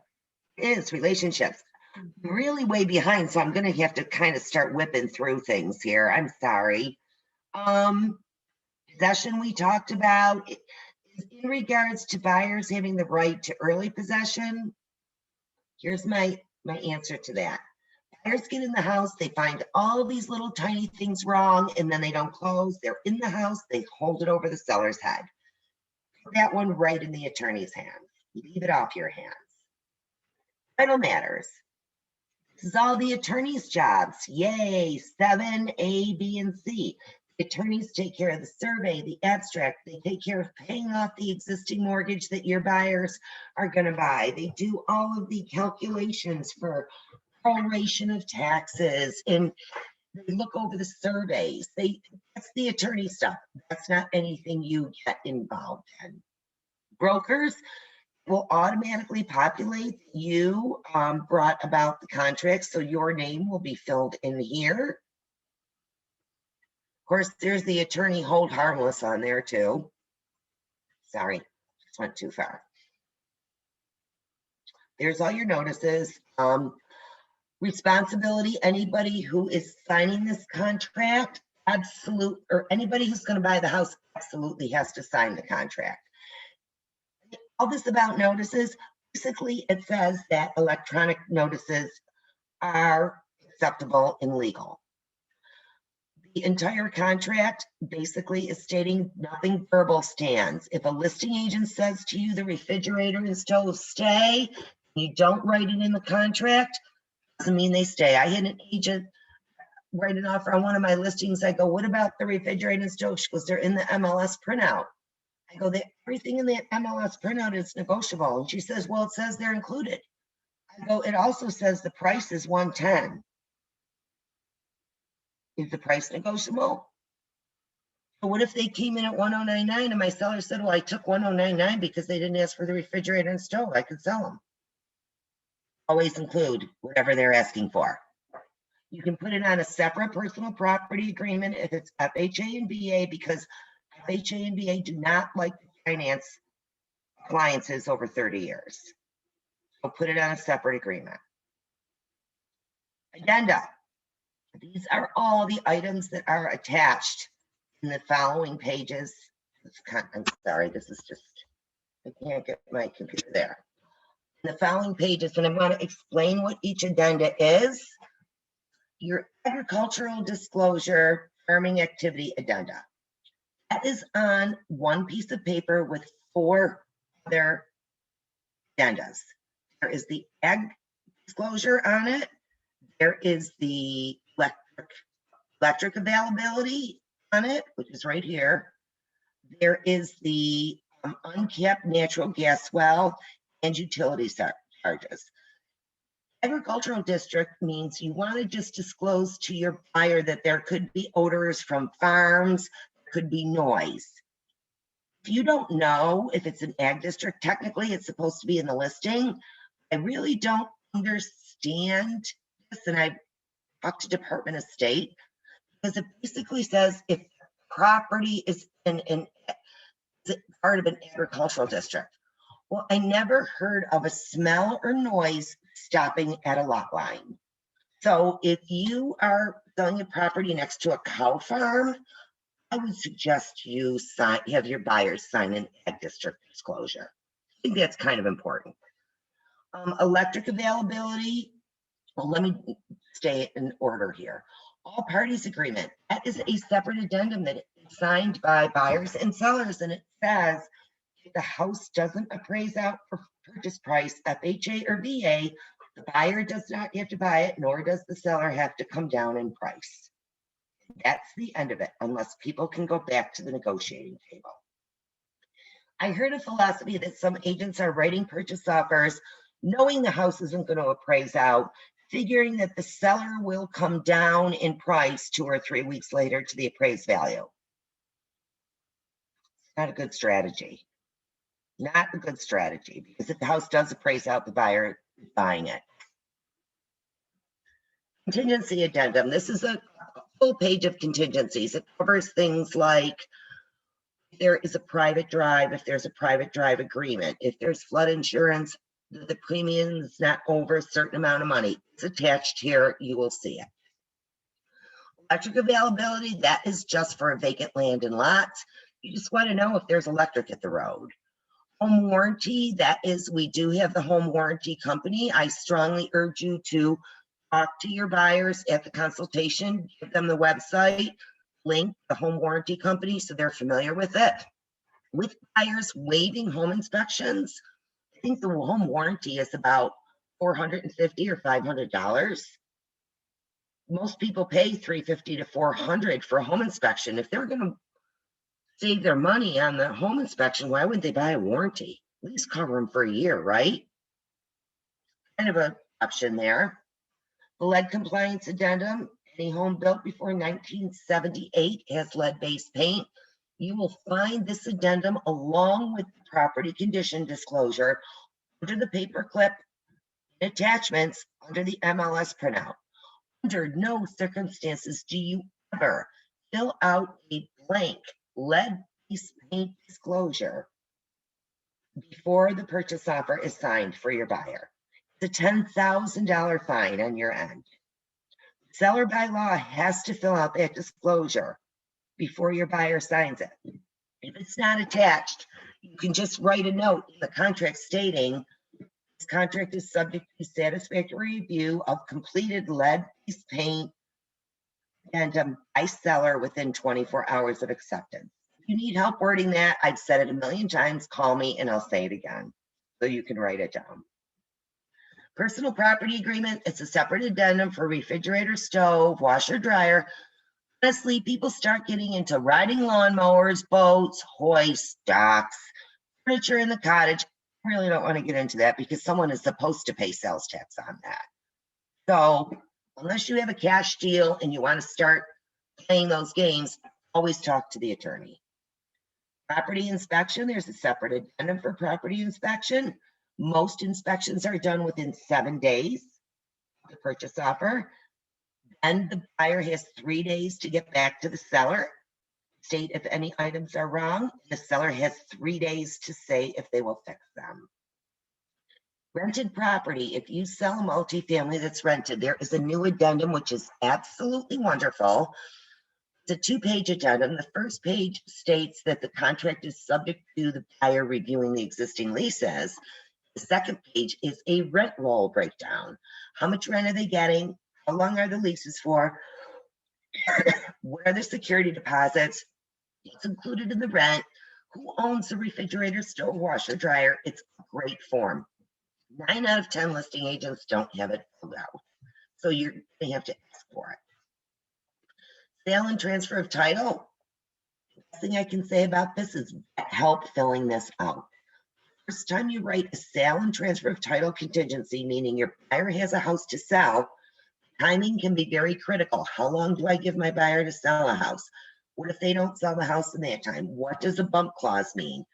This is way beyond where we're at right now. This is just a basic class. At sale and transfer of title, I suggest that we have an addendum class that you go to, but on that sale and transfer, I suggest you get a lot of help from your mentor on that one. Short sale approval is also on that contingency addendum. Let's say you buy a house and it's subject to short sale approval. Well, the seller can accept it, but the bank has to accept it because the bank has the final say. So just because you get a contract accepted and it's subject to a short sale doesn't mean you sold a house. I had a short sale take 3 years one time to close. Long time. Uncapped natural gas, well, that is part of that 4 items on 1-page addendum. What that means is the company has gone into land. It happens in rural areas. Gone and they have built for gas, or mainly fracking. Okay. And then when fracking became outlawed, they up and left, and they left all these huge holes in land. For your safety, never, ever, ever walk vacant land alone. Ever. Never have your buyer walk vacant land alone. You don't want to find yourself at the bottom of one of these drilled holes. They're deep. Some of them are very deep. Utility surcharges. Example, they decide to bring public water down the street. Every homeowner on that street may get a surcharge for a certain period of time, the cost of public water coming down the street. If that's the case, it's disclosed on this surcharge addendum. Your Wayne County disclosure, any home in Wayne County has a special disclosure. Mainly it's because of the nuclear plant. Well and septic addendum. We will review that just because I want to bring up a couple words on that form to you. Other terms. This is where I write in any additional terms of the contract, meaning escalation clause attached. I write it a second time here. Any other terms that I want to put in the contract would be written here. Life of the offer is often dictated by when the offers are presented with play negotiations. I always make mine 24 hours after offers are due. So if the offers are due at Monday at 8, I make the offer good until Tuesday at 8. If the property inspection is declined, you do have to check this box. Always, always, always make sure your buyers sign all the pages where needed. When you put this through AuthentiSign, it will automatically populate where the buyers need to sign, except for on some of the Keller Williams addendums. This is an addendum and admin information that all has to be filled in by you. Again, the more information you put in about your participant, the contract, the easier it is to fill out. You don't have to type anything in. You type it once and then it just floats right through the contract. This is a copy of an escalation clause and the right of first refusal. This happens to be the one I use. I want it short and sweet. There's another one at the office that's very long and wordy. It's just too much for me to comprehend and to explain to my buyers. So I use this one. As I said, you put the property address. In the event of competing offers, the buyer will pay 1,000 over the highest competing offer, including their escalation clauses, net, up to a purchase price of. We're hearing about escalation clauses with no cap. Blow my mind. Okay, you've got to show proof of funds. They have enough money to go to $1 million if this house goes to $1 million. It's crazy. All right, you know, I mean, let's be reasonable. If the house is 300,000 and they write a purchase offer for 500 with no cap, the house could go up to 500 plus. They've got to show that they got that cash somewhere, somehow. Also put in here, it's called a right of first refusal. I don't want my buyer to be told their offer is accepted and then 2 days later the listing agent calls and says, oh, you're going to get a disapproval of attorney because another offer came in that was better than yours. I put this clause in my contracts to say that if another offer comes in, my buyers have the right of first refusal. I'll tell you right now, if you are the agent, by law, we have to present all offers to the sellers. If an offer comes in late, law, I have to make my sellers aware of it. It is my seller's decision if they want to act on that offer. Now, if the offer is 20,000 over the last offer that my seller just accepted, of course I want to make them aware of it. Also their decision what they want to do with it. Most sellers will say, I'm happy with what I got. These people were late. I don't want to do that to someone. 9 out of 10 sellers will do that. One seller will say, my goodness, it's 20,000 more. It's cash. I don't have to worry about an appraisal. Is this a good deal for me? Of course, I'm going to tell them the truth. I have to make that very horrible call to another agent to say, I'm sorry, another offer came in. And I am no longer their best friend. They don't like me anymore. I don't blame them. It's not an easy call for us to make to our clients.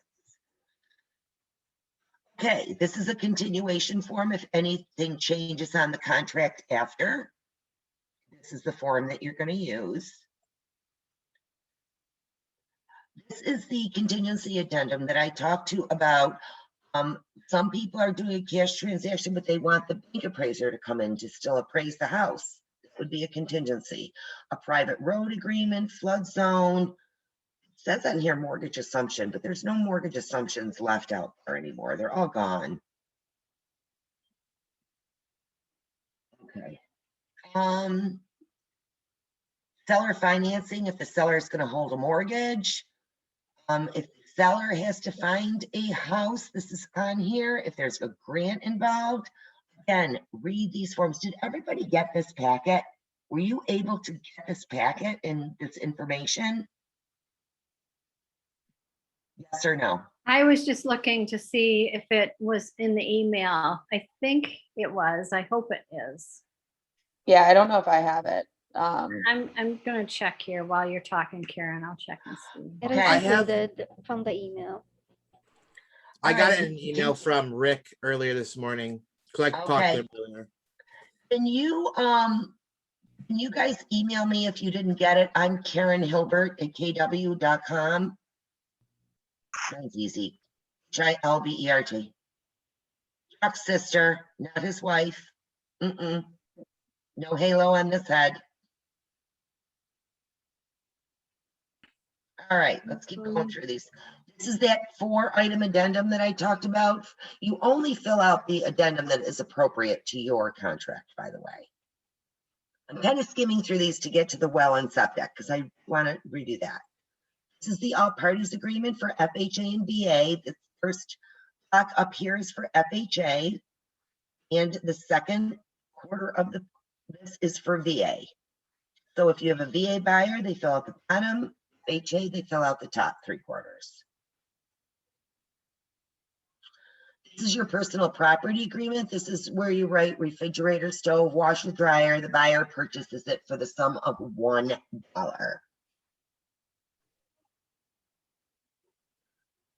Here it is.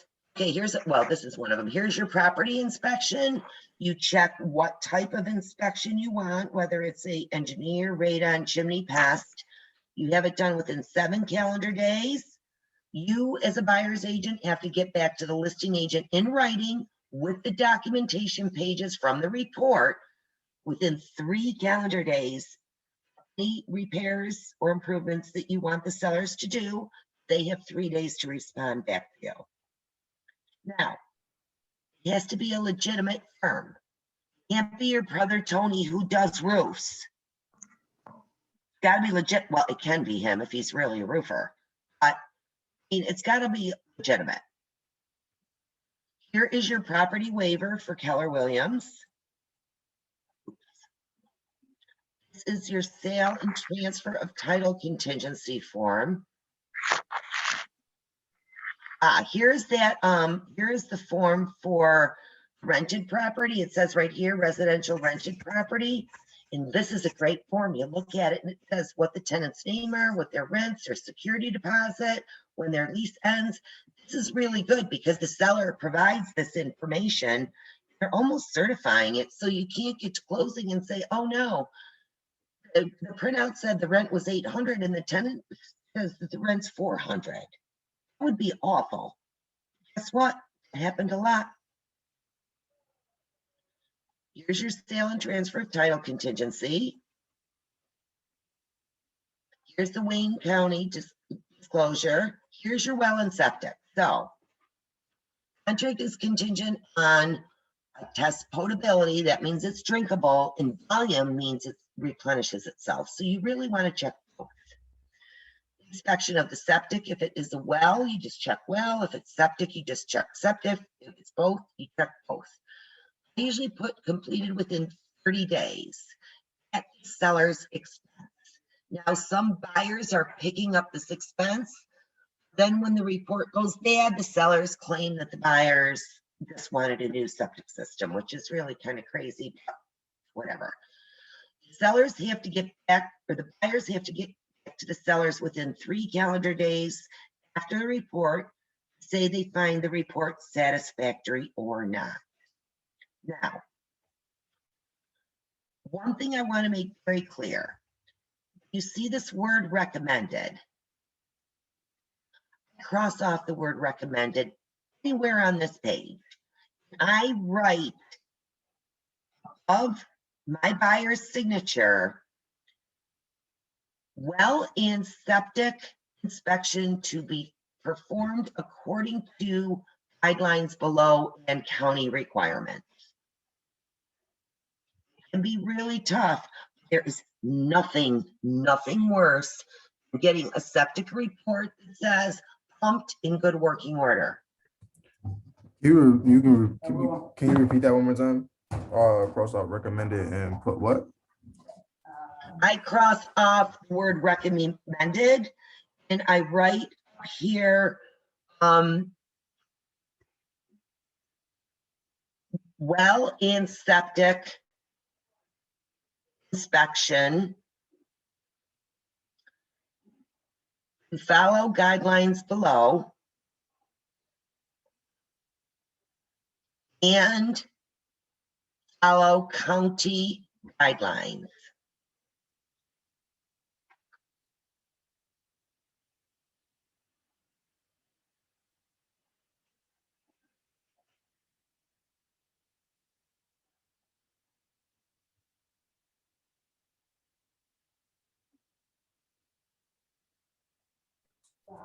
Gotcha.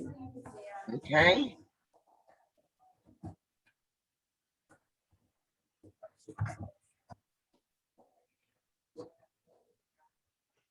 All right.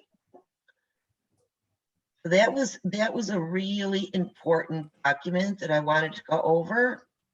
Now it is also your responsibility. Once every little piece of the contract dates are hidden, Once you get the attorney's approvals, that's just a clause in the contract. It's not a contingency.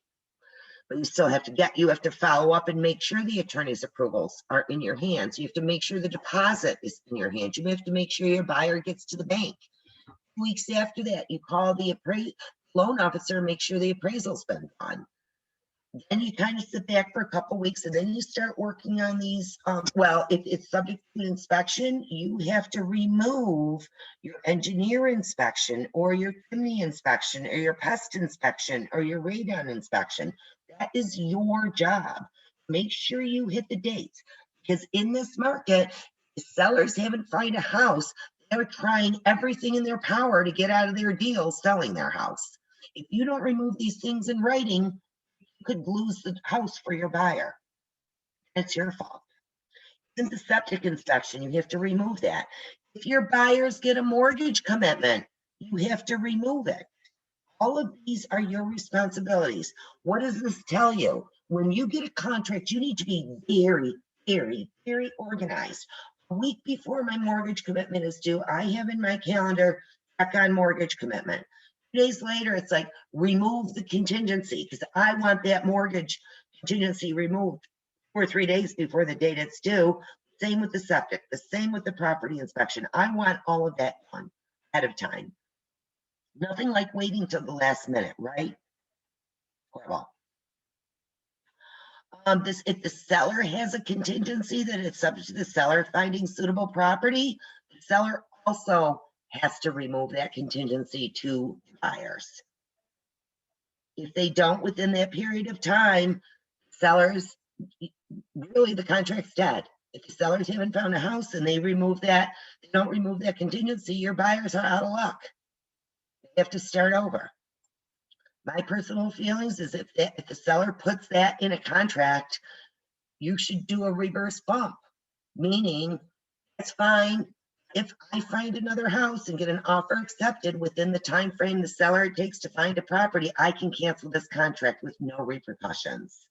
Ooh, agents don't like that. What are you going to do? You're working for a buyer at that time. If I'm working for a seller, I have a whole different hat on. Some agents were feeling like their purchase offers were not presented. So the board came up with this offer, with this form. The killer is they only have the listing agent signing it. And if you feel like your offer wasn't presented, you're dealing with the listing agent anyway, so they're the ones you don't trust. So why would you have the listing agent sign it? They didn't present it. They're not going to tell the truth when you ask them to sign this. If I've ever felt that way, I just cross off the signature. We affirm this form to be accurate. I cross off the listing brokerage and I put the seller's name and I want the seller's signature on it. I've never done it, but that's what I would do. Cancellation of contract. We really don't like to see these because that means all your hard work just went down the drain and you're not going to get paid. But you do have to have a legitimate reason.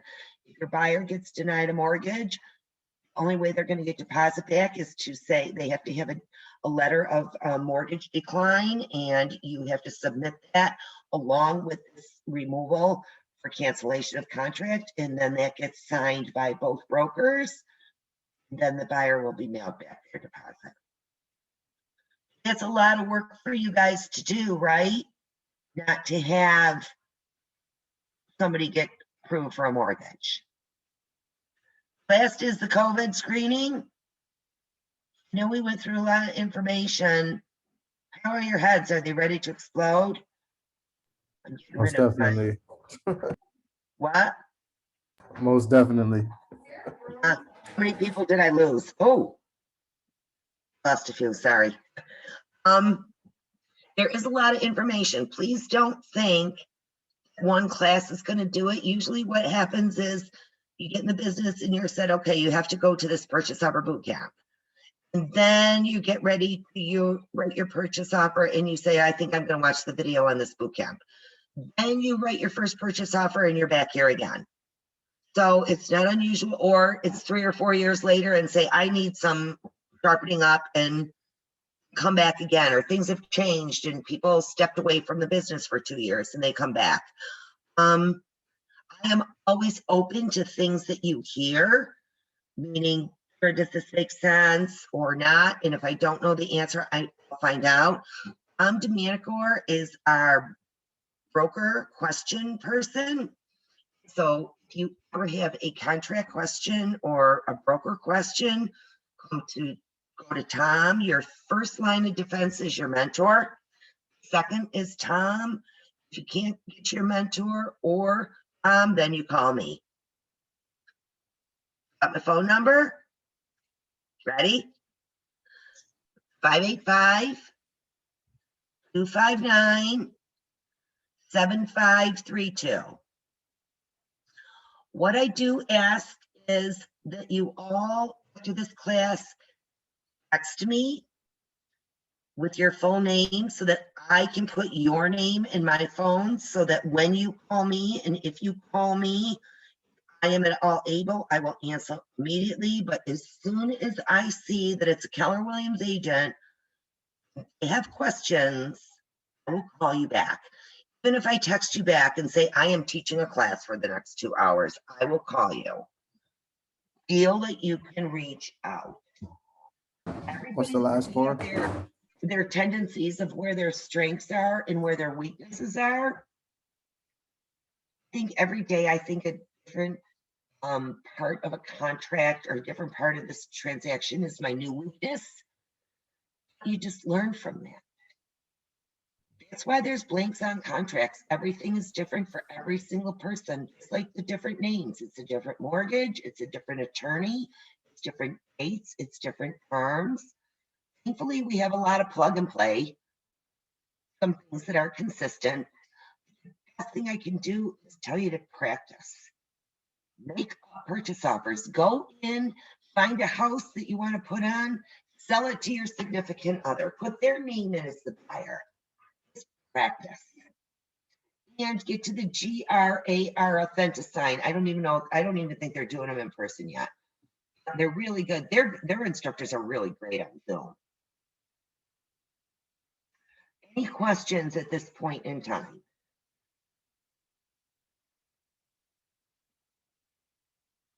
Everybody good? All right. I expect to get 7 texts immediately with your names and your numbers. Wish you all good luck. I hope to see you on another class. I'm teaching a contract to close, I think it's called. Those are the little intricacies of this happens first, this happens second. This is all your responsibilities, which I throw into this. I call it my checklist class. Meaning, Hey, Karen, what was first, I think it's on April 30th. I'm not 100% sure. what was the last 4 number, Karen? Oh, last part of my phone number? Yes. Oh, it's 585 Mm-hmm. 259 7532. Gotcha. Thank you. Okay. I can only wish you the best of luck. It is a fun business. I'm in my 43rd year. Like I said, my first career was nursing. That was the thing then. I am thankful every day. It was a great education. I can never say it wasn't. Niagara University, thank you for taking my money, but I am very happy being a realtor for the last 43 years. So, good luck, everybody. Bye-bye. Bye. Thank you. Thank you.